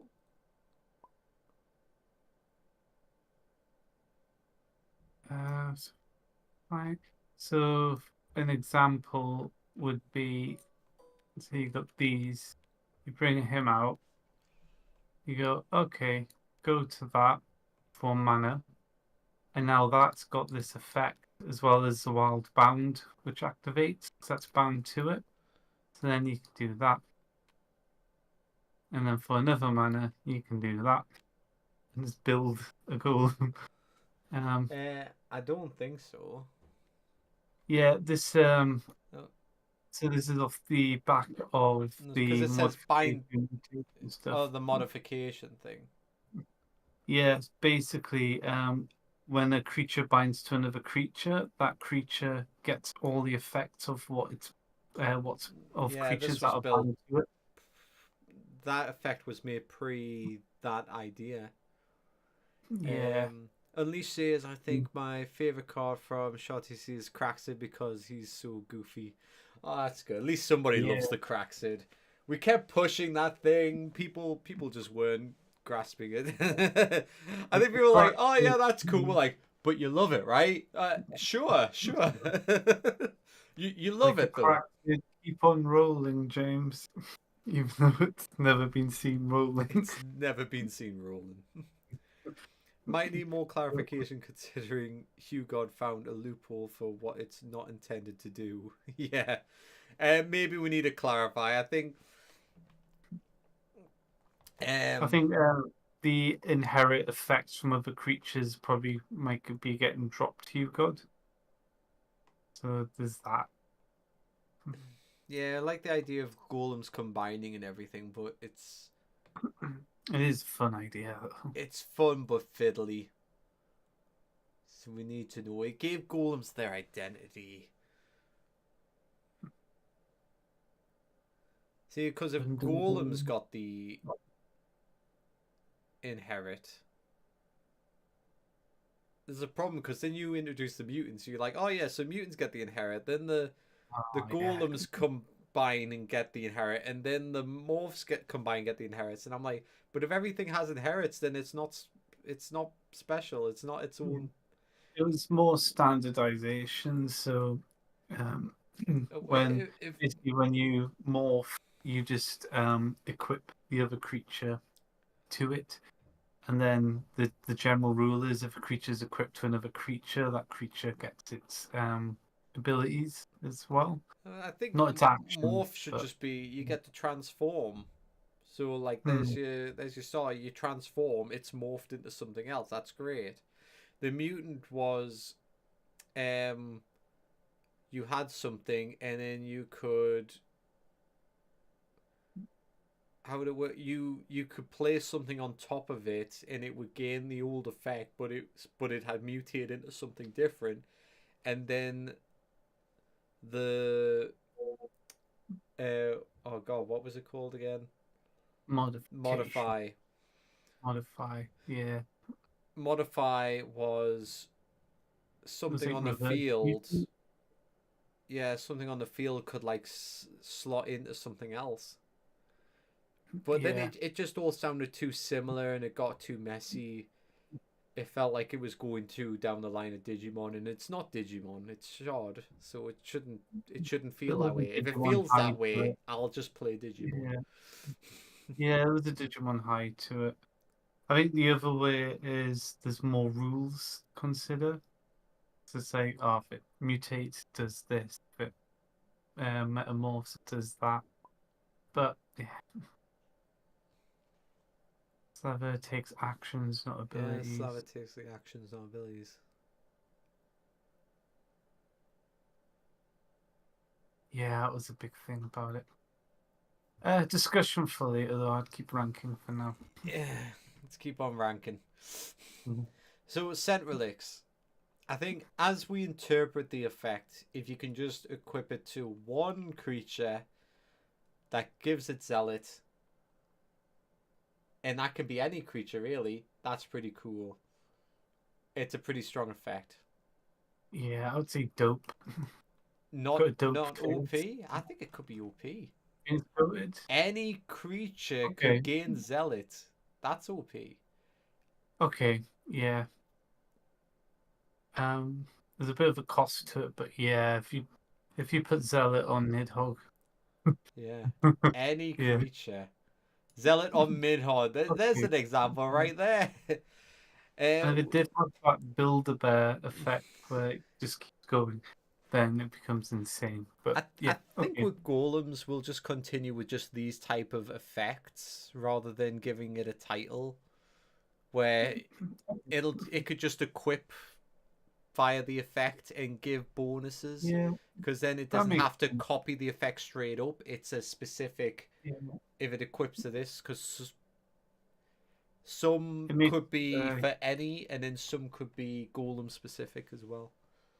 okay. Hey, Makes use of while bound as well, doesn't yeah, it? So yeah. which only works when it's bound instead of Just gonna okay. read out Yilnik here. Hey guys, first time catching you live. Just want to say I really love your stuff and just want to say keep it going, guys. You're great. Oh, thanks, Yilnik. Thank you very Thank much. you very much. Ah, it's really nice of you there. I hope you enjoy the stream if you're hanging around. We've got some fun categories here. We've got trash, sus, mid tier. We've got some dupe cards and we've got some OP goated cards. And as you can see, the categories are starting to fill out a bit. So how long we've been streaming? We've been streaming for like, is it 3 hours? Wow. I think so. Yeah, 3 hours. Oh, Yes, beefy stream. Nice. I know it's a good Um, stream. we still have 188 cards to go. Oh god, this is definitely a multi-stream. Well, it makes a series. I didn't Yeah. think we were really gonna get through them all. No. I thought we might have got further, but you know. Oh, Starlight's great. Terralight. Oh, when I made the art for this card, I made it in the most inefficient way. I'm like, give the sand individual dots, and Oh, what? it made it like so hard to render. That's madness. Why That's would you do I don't know. that? Look at the dots. Oh no. I mean, it looks nice. It is so good. But it's not worth it. Don't do it. Yeah, because these are all vectors. People Yeah. aren't aware. So each one's a drawn out in shape. Means you can zoom in infinitely and not lose detail. But yeah, it's tedious. Yeah, don't. I'm never opening that again. This card does not get Yeah. edited. Computer's like, "Oh, how many circles?" Oh, not until the PC gets a serious upgrade. Yeah. So Terralight, we've got a Earthworm, Stone Fang. It's an attack with shielding. We like shields. Earth loves shields. We've got 2 health. We've got a 1 block. The block has a swarm. Gravel God, so it works with the tick. What's the tick? What's the tick? The Rich, tick. what's the tick? The tick, Richard. What's the The tick? tick. Tell me the Uh, tick. Gorgamite. The Gorgamite. Yes, thank you. It's a mite. Ah, okay, I got it right. The tick. Okay. Yeah. The Okay. tick. A tick, mite. What's the difference? Gorgamite. Yeah. Might tick. Okay. Okay. I didn't want to elaborate. It just seemed funny to when it goes as Darkling. No, it's not a Yeah. Darkling. Darkwing. I don't know if he's just trolling me. Right, so they'll return and in greater numbers. That was kind of like a placeholder title, but it's still there. It's a fun title. Yeah, it's a fun title. It's a fun reference. So when this creature is destroyed, I wonder what's going to happen when it's destroyed. You may scry the top 3 cards of your deck. Choose A. Draw up to 2 scry creatures with the same type or element as this creature. Or B. Free summon a scry creature of the same species as this creature. So that's nice. There's not too much risk with this. If you're going with an Earth deck, the odds are you're going to have more Earth cards there. If you're Yeah. going with a Worm deck, you'll probably have a few more Terralites. You might be able to free summon another Terralite. And we might have a subspecies Terralite in the future, which will add to that a lot as well. Yeah, yeah, that could be cool. We could do like I was gonna say an Onyx Terralite and make it dark, but then it literally have Onyx in its name and it's an Oh, Earthworm. you've got to do that. We could give it like You'll a head crest thing as well. That would look Yeah, cool. you can. Just totally rip Like, it off. yeah. Uh, Personally, great because you get good draw power out of it for Earth, which is nice. It's got a nice swarm block, and because um, B on its effect can bring out more Terralites, you can make use of that. And it's also Gravel Guard, so it combos with the Gorgomite. yeah, it likes to Um, defend. take, but also the shielding as well, so you can go in as a swarm and have your leader, the one with all the shields, and then that Yeah. strengthens it. I know it's getting So, shielding and it's got Gravel Guard. Gravel Guard was always tough with Gorgomites anyway. If you could get 5 Gorgomites out, oh yeah, it just used to go, oh, defend, and they would just swarm, go, big stone wall. Like you had a 5 block, and you're yeah, like, I can't get through. it's so good. Yeah. It was like, oh, that was OP. If we were doing set 1 based on Yeah. like that time, Gorgomite's OP. Yeah. We should have done And this a then long time ago, shielding as actually. well.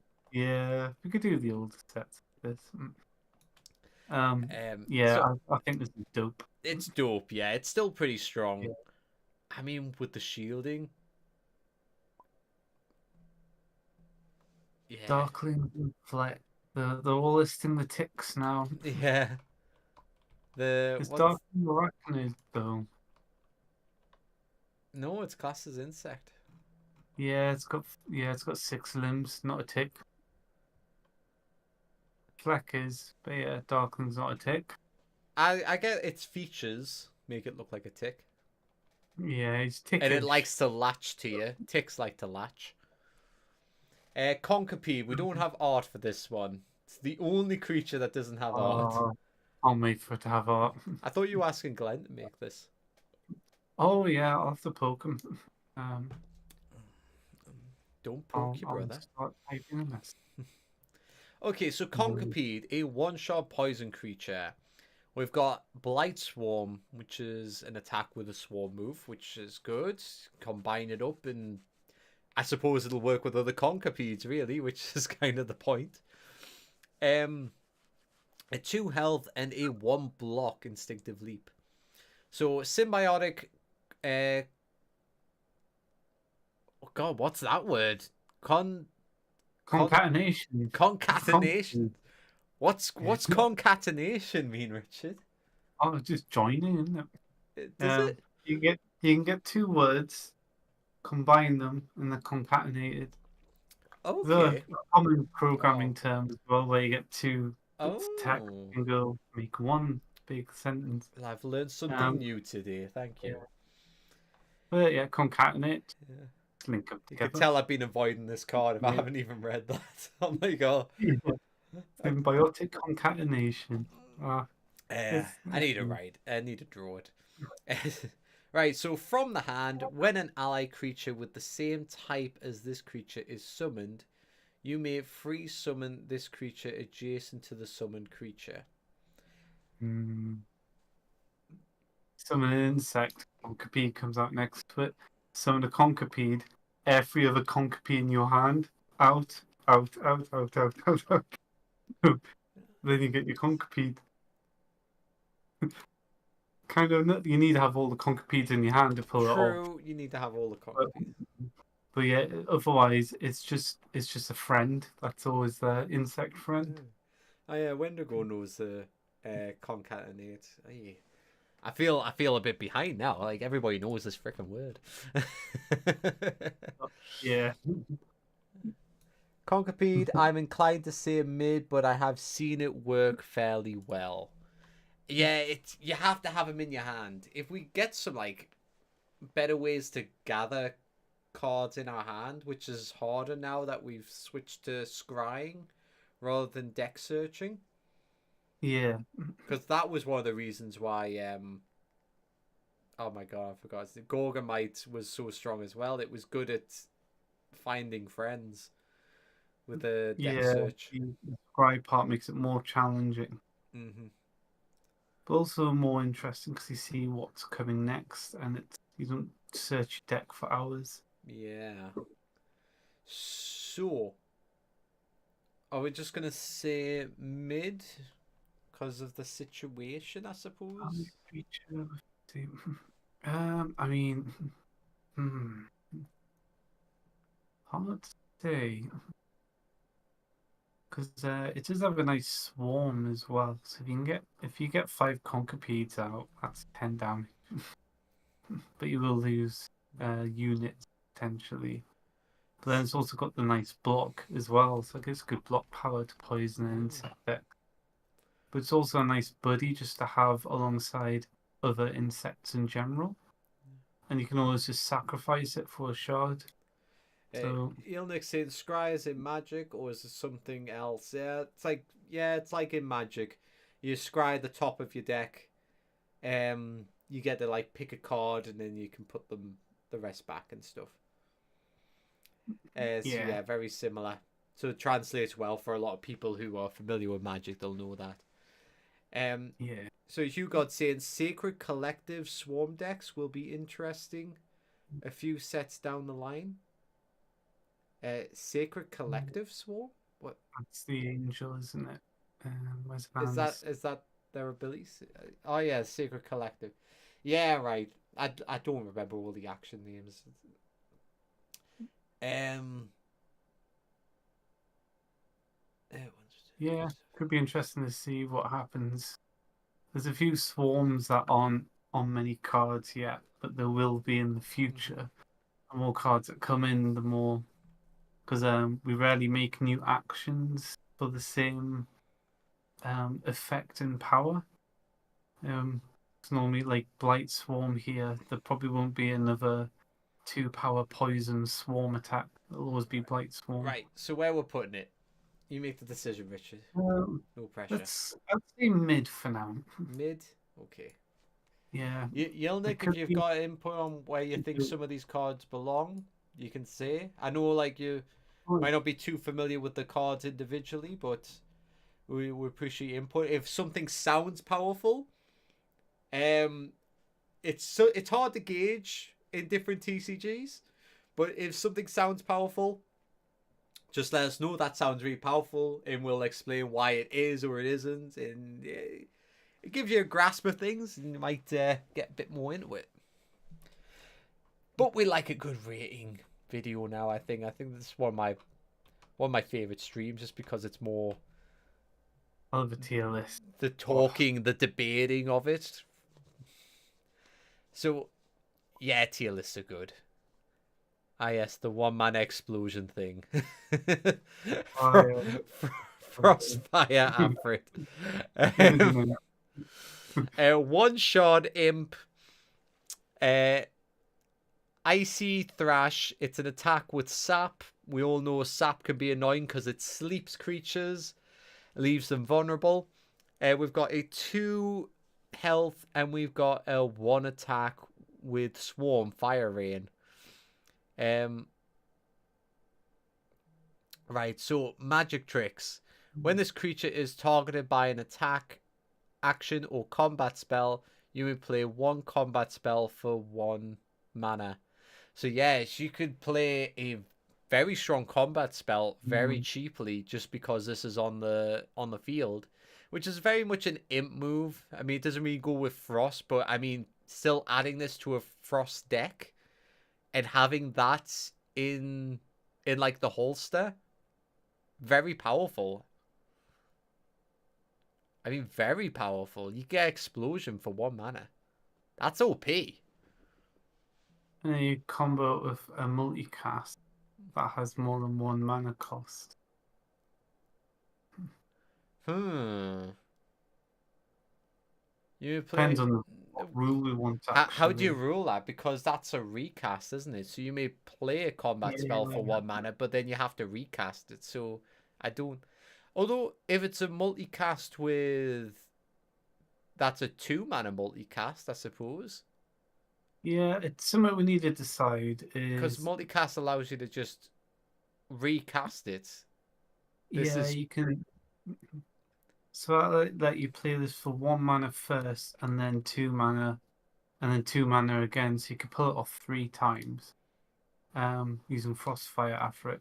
Or the ruling could be when you recast a multicast, you spend the same cost that you originally paid when you started Yeah. the spell.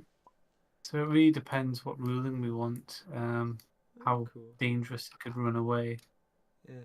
Yilnix just said something as well. So he goes, yeah, I mean, summoning from the hand for free seems pretty crazy, like the poison insects.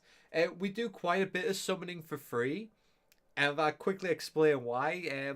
With shards, you've got like a limit of 5 shards, and it's a stockpile system, so you gain 1 shard per turn. And early on in the game, we realized that the stockpile system and only gaining 1 per turn meant it was very slow, especially if you kept losing creatures. So we had to start implementing lots of effects where you could get bonus creatures out, and lots of spells where you could generate extra shards to then play new creatures. So the game morphed into a form of itself based on that limitation, which makes it quite interesting because I'd say if you look at the core of it, it's flawed, that stockpile system, but the way the game's structured counters it and makes it work. But that's a part of like game design, isn't it? You create a limitation, and then creativity is birthed from that limitation. So we gave ourselves that limit. We didn't realize how limiting it was, but then we've worked around it, and now we have a playable game. So I hope that answers your question. So summoning things for free isn't too overpowered, basically, is what I'm trying to say. It's Uh, often restricted by the shard cost of what's summoned as well, so it's harder to just summon things for free that are yeah, very powerful. it's hard to summon higher level things from lesser things. You could get higher things out and then summon lesser things below it, which is okay. It's like catch up mechanics and stuff. So if something big is destroyed, you might get like a lesser thing coming out. Just as a, oh sorry you lost that. There's a little bonus. Yeah. So Frostfire, I'm saying goated. Goated. I mean, It could be. can't really argue with that, especially with we just Yelnix got it. Good one. All right, put for goated. If people argue, people argue. combo with this spell. Yeah, that's what everybody thinks. Explosion. Yeah, So it's yeah, combo. inflict 8 damage to the target creature and then 3 quick damage to adjacent creatures, and you can play that for 1. Yeah, Yeah, that's exactly the point. yeah, that's the one. Hugo has a question before we move on to the Oh, Kanura. No pressure, Hugo. Everybody's waiting for you. oh. Oh, I love Shandied. I play Twisted Trust to take control of an opposing creature. Mm-hmm. Then I bind Chaotic Soul Shard to that question.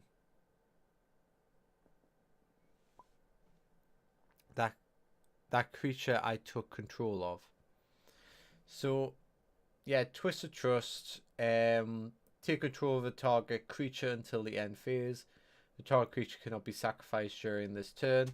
And then you're doing Chaotic Soul Shard. God, remind me what Chaotic Soul Shard does again. Richard, you're Chaos. You play that card. Chaotic Soul Shard. It's great because you can just sack whatever's got it for a shard. Buy into a creature or cloaked creature. It's a hex, so you can put it on your opponent's cards as well. Or yours can, but you can put it in any order of their bindings Yeah. to mess with. While bound, the bound creature gains state shift and its element is changed to chaos. When the bound creature is destroyed or sacrificed, the owner of this card gains 1 shard. Twisted Um, Trust. I think Um, Twisted Trust doesn't imply that you're the owner. You just have control of its actions. yeah, you're the controller, but not the owner of the creature. Yeah. Might need something to specify that, like in the keywords, to say control means you operate it. Because we were very careful with the wording with that at the start, because we're like, we don't want people to just run away with other people's cards. So it doesn't Yeah, even imply that you take it onto your side of the field or anything. You just target a creature. You may use an action on that creature. So, yeah, technically it's in the same mhm, spot. It doesn't change position. mhm. What we should probably add to it though, um, you could say take control of the creature. You could say that creature gains Betrayer, just to imply that it's still on the opponent's side of the field. It hasn't changed position. It has Betrayer, so then it's able to target your opponent's creatures as well. That would be a nice little addition.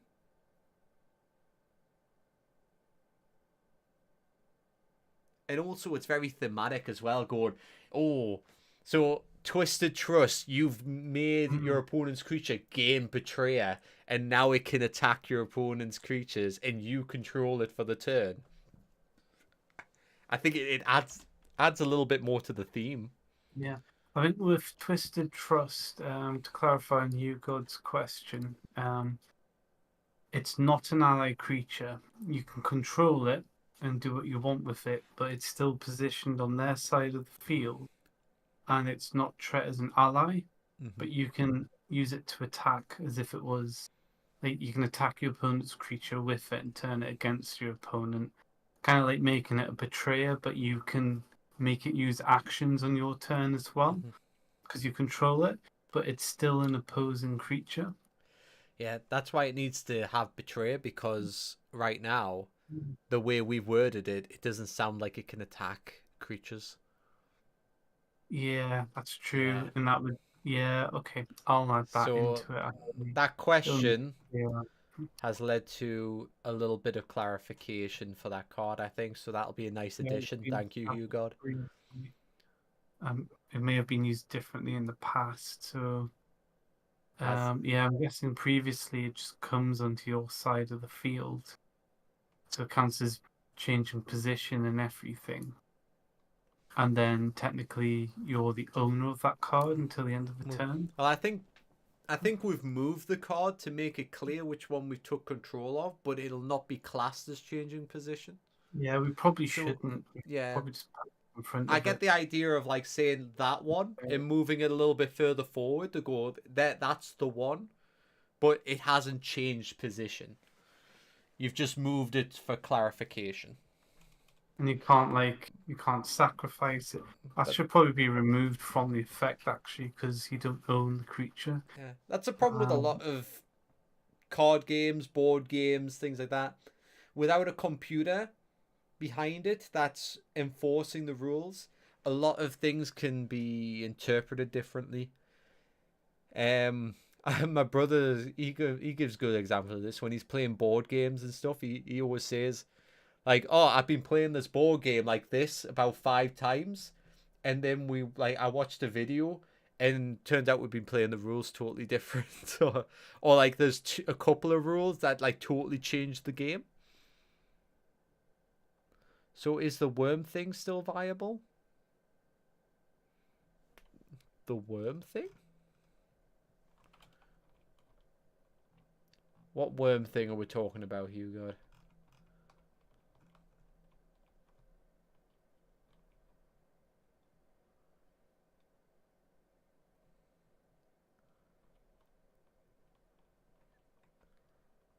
Uh,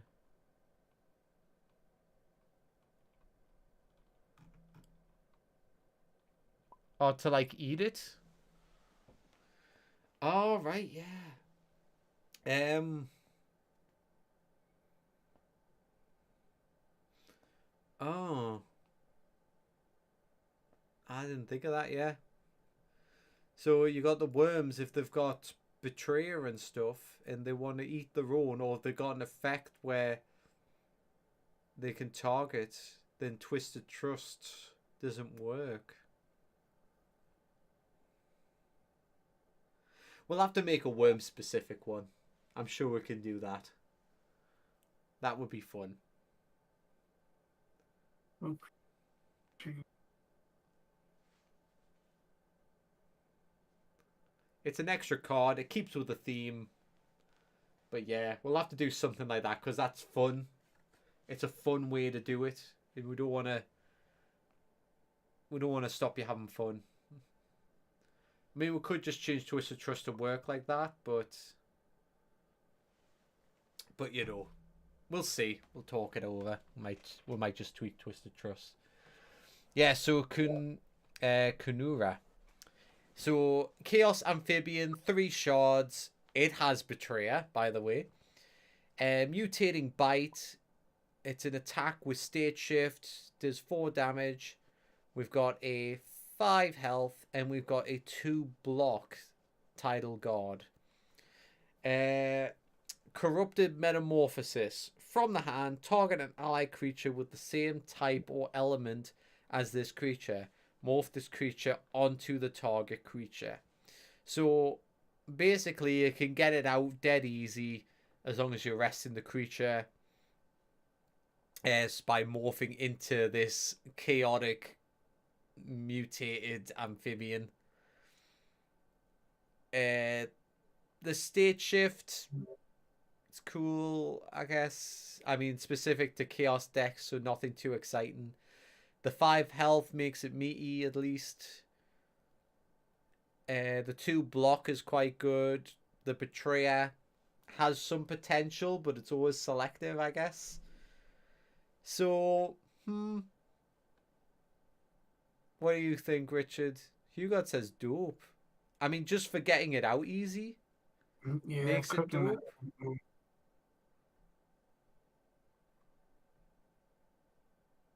Yeah, it's very easy to get out, and then it's 3 shard, so you can just sack it. But then also it's quite tough as well. You got your state shift that you can make use of. You're saying it could like And it has a good block. can It's morph also got from Betrayer. a Gremel, which is quite good. Yeah. Yeah, because then you're introducing in the imp decks, and it's got Betrayer, so you can start killing off your own imps if you want to. Yeah. That's it. It's quite good. Yeah, same type of element, so it goes nuts with amphibians and chaos. So it's a good one, Kanura. Yeah, put it down as dope. I think just for the easy summoning, it's dope. It's probably the highest level easy summon. Or perhaps. Right, Devil's Gamble. 2 mana, cast spell. Nice nether element on it. Easy to do art. Didn't take me long. Spend 2 shards, you gain 10 life. Spend 5 life, you gain 2 shards. I mean, pretty strong. 2 mana, 5 life, get 2 shards. Strong card. 2 shards gain. Yeah. And if you're really desperate, spend 2 shards to regain 10 life. That's gonna give you some breathing space. So Devil Gamble is dope. I was gonna argue OP. I mean, if you think of shard gaining cards, what's better? Get 10 life back is very strong. You could be down to like 3 and use this, you're up to 13 now. That's you right back in the game. Considering maximum life is 25. Wendigo and Hugo are both saying dope. I was gonna argue goated, but 5 life for 2 shards can really give you a step ahead as well. Especially if you can reduce the cost using other effects. Like, which one was it again? We just did it earlier.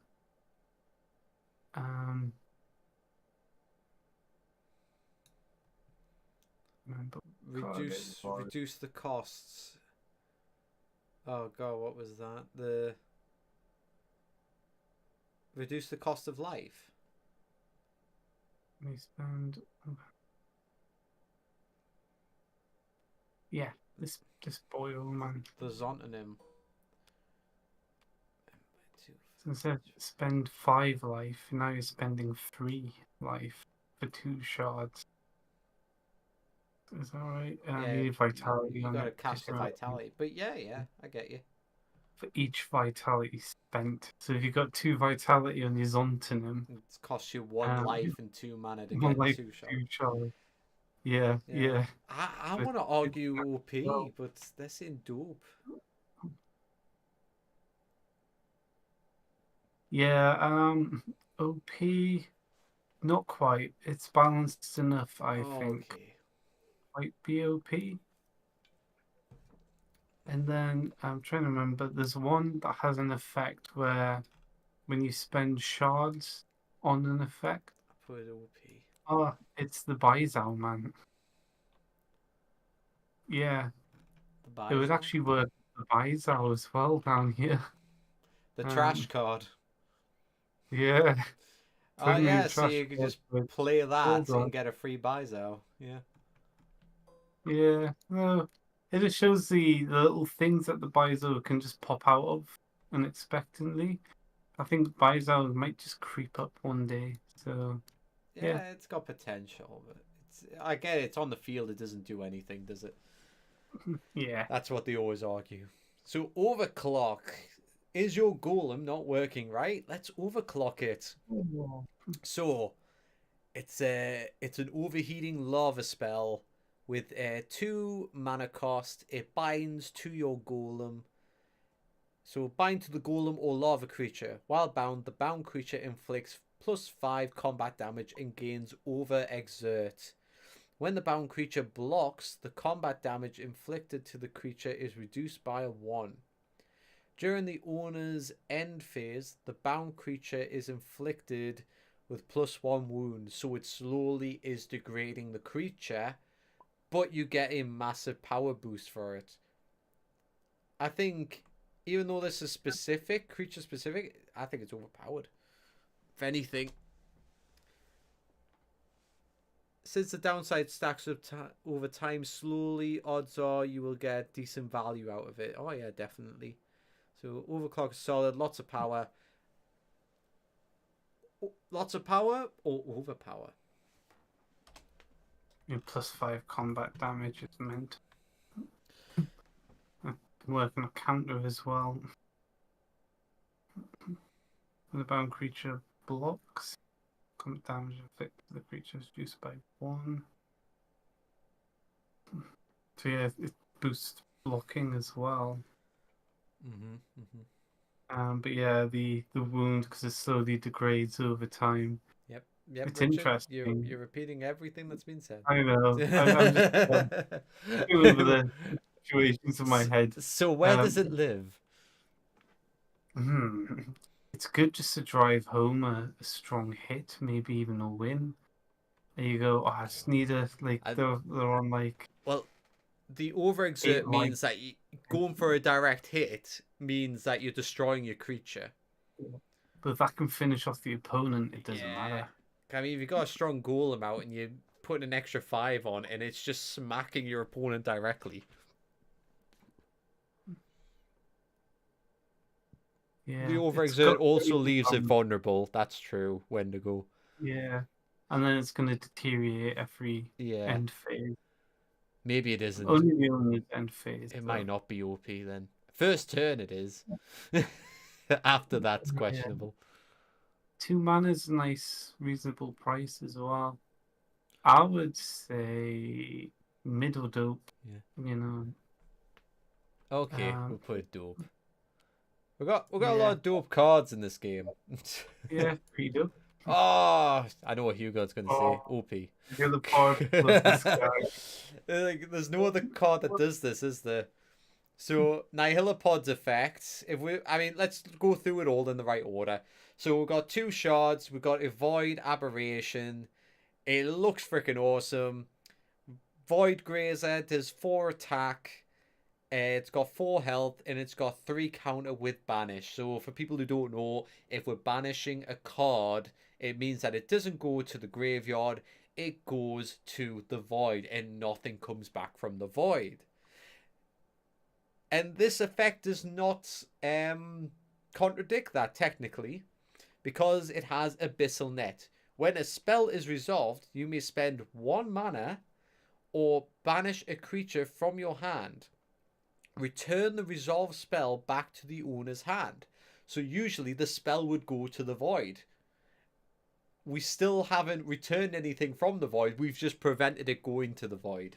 So we haven't contradicted that rule. It's just a nice little loophole to just catch it before it goes, and you can reuse spells. This has a lot of potential, I think. So Hugard Nihilopod is pretty mid. I initially thought it had promise, but it's difficult to actually make it work in practice. I knew you liked it at the start. Like, I remember your reaction to it. There's a few interesting plays with this in void heavy decks in particular, because it banishes a creature even if it's from your hand. There's a few effects like the Gluttonics, which can be free summoned when a creature gets banished. And you're banishing a creature from your hand without the effort. Nihilopod can banish a creature from your hand, and then that can bring out a Gluttonic, so then you up a shard as well. That's nice. So there's interesting plays with it just being able to reliably banish creatures in general. There could be room for expansion on that in the future as more void cards come in as well. So there's growth potential there. Well, Hugod's saying pretty mid. I mean, catching spells is nice. It's costing an extra mana.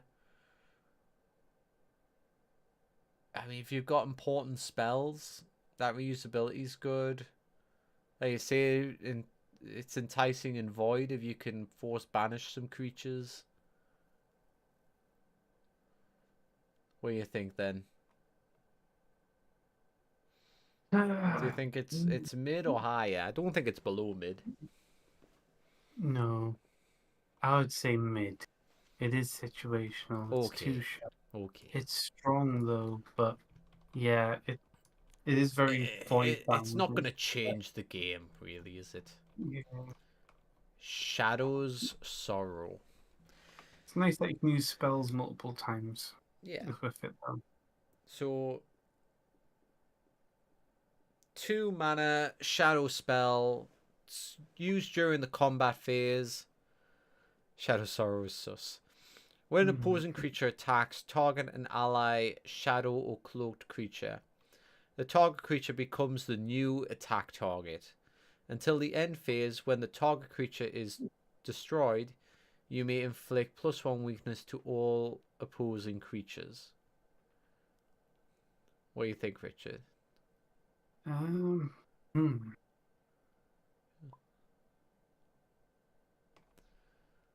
Maybe biased because I can do a lot of synergize with this. McWendigo likes this one. Okay.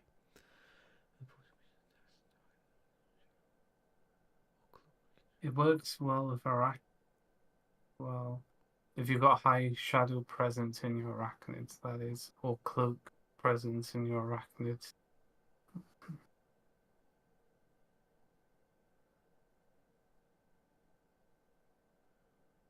Because even by just changing target, you change what's adjacent, so what can block and counter you as well. It's interesting because, I mean, it's a shadow spell that deals out more weakness, and that's what they like to do. And it can deal out weakness to all opposing creatures just for drawing a cloaked creature into combat. So you're sacrificing one cloak creature to inflict a lot of weakness. It is a lot of weakness to inflict. And I, then there's weak is it opponents. sus? I don't think it's sus. It's Yeah, combat, so it's a no, surprise as well. I go for that. Oh, guess what? You're attacking my cloaked creature that you thought you couldn't get. You've destroyed the cloaked creature because quite often they're squishy, and now everything has weakness attached to it. So if you've got a lot of creatures out, I've just screwed you over. I think that's a good card. It's not offensive, it's not game changing, but I don't think it's sus.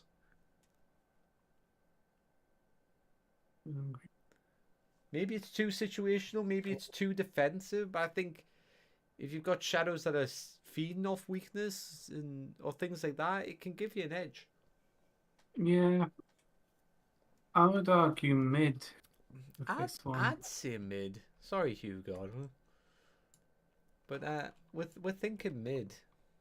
If you can play with weakness tokens a lot. Oh, another shadow spell. Oh, Shadow creatures have a lot of cards that penalize you for attacking or destroying it, such as Epion. Oh, that's true. oh yeah. And you can also put weaknesses on your opposition's whole field, which synergize with other shadow cards. Yeah, Yeah. exactly. It's a good one to have on Shadow, I think. So, tempting target.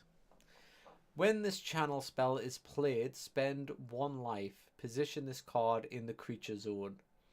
When positioned in the creature zone, the channel acts as a creature with 1 health and no actions. When an adjacent arachnid counters, the arachnid inflicts +1 combat damage. So it boosts arachnids either side of it. It comes out and acts as a decoy creature. It has Tormentor. If your opponent has Splash, that's not fun.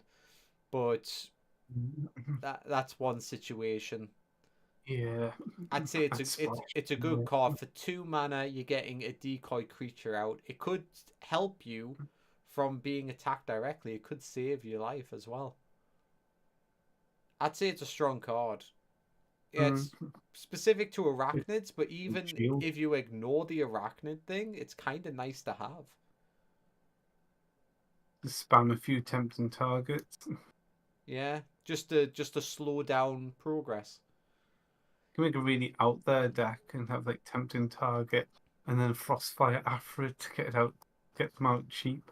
Just lots of randomness like that. Be interesting to see. Frostfire Afrid has to be a combat spell. Oh, it does. Never mind.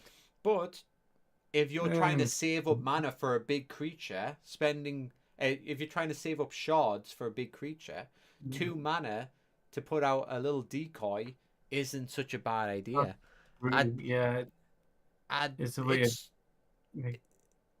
It's not overpowered, but it's dope, I'd say. Yeah, it's a good way to save up shards. Was there anything else said about power of remnants? Very good. Oh yeah, you can combo with stuff. Yeah. Okay. Rip combo. Here we go. Fell Cap. Oh, the poor combo. We still haven't made the combo card after all these years. We keep alluding to it. We keep there's the combo.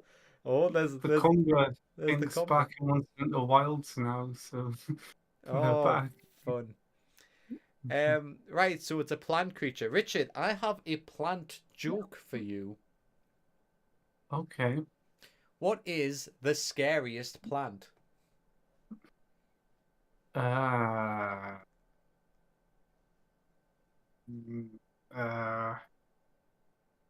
mean, there's some plants that are so poisonous, just touch them and you can be screaming in agony.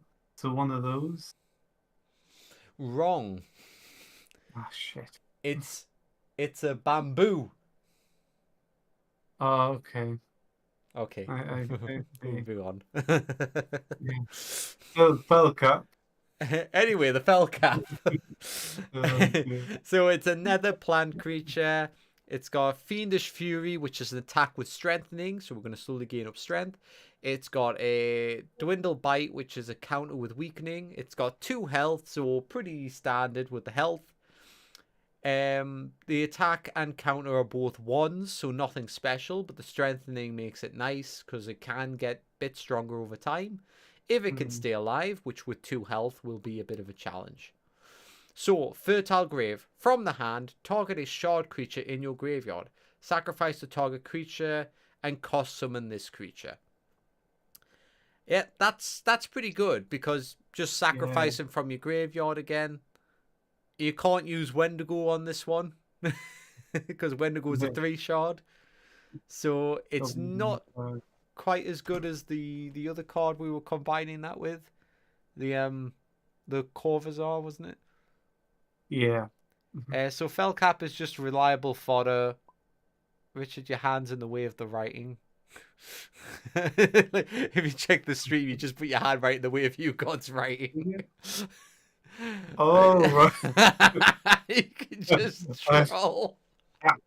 Why did design it that way? I don't know. He just stopped me reading. Yeah. What? Right. Oh yeah, that's a weird bug. They need to fix that. Right. Also, a strength holder. It being weak actually somewhat helps it by making it less of a threat, so it's more likely to be overlooked. Wendigo can use Droga though. Oh yeah, Droga's got the same effect as Wendigo. That's true. Oh yeah. Okay, so it can be used that way. That's fun. So you got Corvazar, Fellcap, Droga, and Wendigo. We've got an interesting deck forming here. Full conduit exploit. Good catch, Wendigo. Thank you very much. So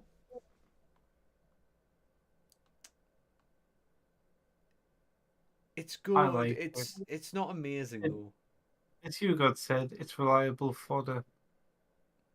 It's easy to get out, but later in game when you've lost some creatures, I'd just say mid. It's strong. It's nothing special. Yeah. It's a good card to have. What time are we on now? Oh, we've been streaming 3 hours still. 9:30. One more card? One more. One more card, guys, and then we're ending it. So thank you everybody for watching. Let's take a look. What's it going to be? Oh, hang on. Put it back. Put it back. Let's do a shuffle. Let's do a shuffle. Oh. Build the tension. Build the tension. Richard, draw the card. God, I forgot. Right. Reveal the card, Richard. Dun, dun, dun, dun, dun. Oh, it's Kitsune. Yeah, okay. Interesting. I've just been on about control stuff as well. Okay, so Kitsune, it's an ether undead. We hadn't dived into ether much. We made this lovely little ghost fox thing, which is quite nice.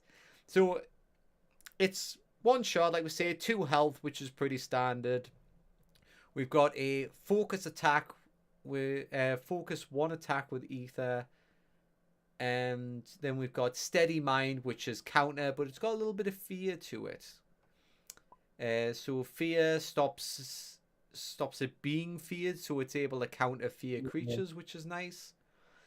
Possessive Ultimatum. Now this was, I think this was when you first introduced the A and B option, if I remember right, Richard. Yeah. Rest this creature. Target an opposing creature. Your opponent must choose. Ooh. So A, you take control of the opposing creature until the end phase. Or B, your opponent discards 1 card from, then draws 1 card. So force your opponent to discard and then draw a new card. Do we really want to? Oh, why did they get a draw new card? That might help them with cycling. Yeah. They should just discard a card. You're gonna go B every time, because I think the original effect was you take control of the card unless they discard a card. That not bounce off of another ether effect where if they draw a card from an effect. Oh, it can. It can do. Yeah. What spell is it? I'm sure it's just one that straight up damages them when they draw from an effect. And this lets you abuse that. Hmm. Trying to I don't think remember. it's very often that they're gonna let you take control of a Very, card. very neat. I think Um, the B move has to be a little bit more, a little bit deadlier. But it is a one refined shot. apprehension. Yeah, McQuinn's got it. Yeah, refined apprehension.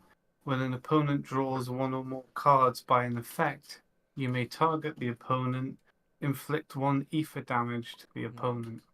Yeah, so if you've got them set up and you summon a few kitsunees, that could be fun. I think this effect needs to be tweaked because at its state right now, I would just say it is. Oh, I want to Trash. say Really. trash, yeah. Because you Yeah. would never pick A. Even with refined apprehension, you're taking a one hit. You go, yeah, I'll take that. I don't want you to take control of my creature. Maybe So, they discard two cards. Hugo, Then not to be confused with Expand Intuition, which is unrelated, beyond being the Ether card, I guess. Oh, yeah, yeah. So, yeah, I'm making the argument, yeah, trash. But I think we should tweak it. yeah, I think Because it's just a shame. I would say But in its current state, trash. they discard two cards, then draw one card, so you can still abuse refined apprehension with it. The opponent gets a bit of cycle with it, but the opponent must have the two cards to discard, otherwise they're stuck with option A.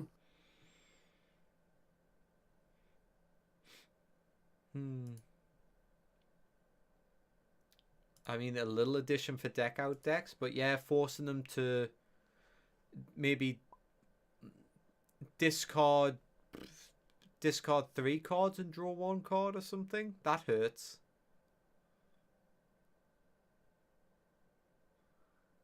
You got to hurt them a bit. You got to give them some pain. So discard three and draw one. Ouch. Yeah, take my creature for the Yeah, turn. Discard two. Still probably more likely to do that. It hurts a bit more, but it's not great. You're still offering the draw power, but you're forcing them to yeah, get I've rid of the changed hand. it now. So, Oh, we'll leave it in trash for now because it's nice to have a few more in trash. Yeah, remember it's a one-shot creature. That's true. I mean, really, the take control from a one-shot creature is pretty strong. yeah, Creature that's probably just true. shouldn't have that effect. Well, they can get around it with the discard, I guess. That's what makes it cheaper. Yeah. Now I've got for B, option B is B discard three cards. That's all in bold, Mhm. and then it's draw one card. So because that's in the condition, they have to discard three cards. If they can't, then they're stuck with option A. So if their hand is small, Oh, that's then they're interesting. available to it. Yeah. Yeah, so So sometimes option B isn't even a choice. yeah, they can't Okay. choose if they can't meet the condition. Okay. All right. Well, we So, did a quick rebalance at the end there. Well. yeah, I'd move up to mid for that change. So Okay, if you right. want to end on a Just high, yeah, put it in mid. Can we save this table and we'll continue the stream another time? yeah. Because we've Um, got 177 cards to go, so we burned through just less than 50. This is a long series we've just started now. Shout TCG tier list part one. Save. Okay. There we go. Right, guys, thank you so much for watching. Thanks for everybody who's joined us tonight. Thank you, Hugo. Thank you, McWendigo, for giving us your input as well. It's been very much appreciated. You caught a few things we would have missed, so that is fantastic. So it's a good job we had you guys here. Yeah, that's it. That's the stream. I'm gonna hit the end button. So, anything you want to say before we go, Richard? Like a crack Sid, keep on rolling. Like There a you go. crack, I keep brought on the horrible rolling. thing back. Yeah, we'll continue this another time. We'll give out a bit of notice for it. So we'll catch you later. Goodbye.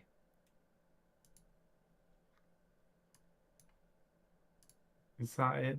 Is it all over now? It's all over. Oh, just shy of 4 hours.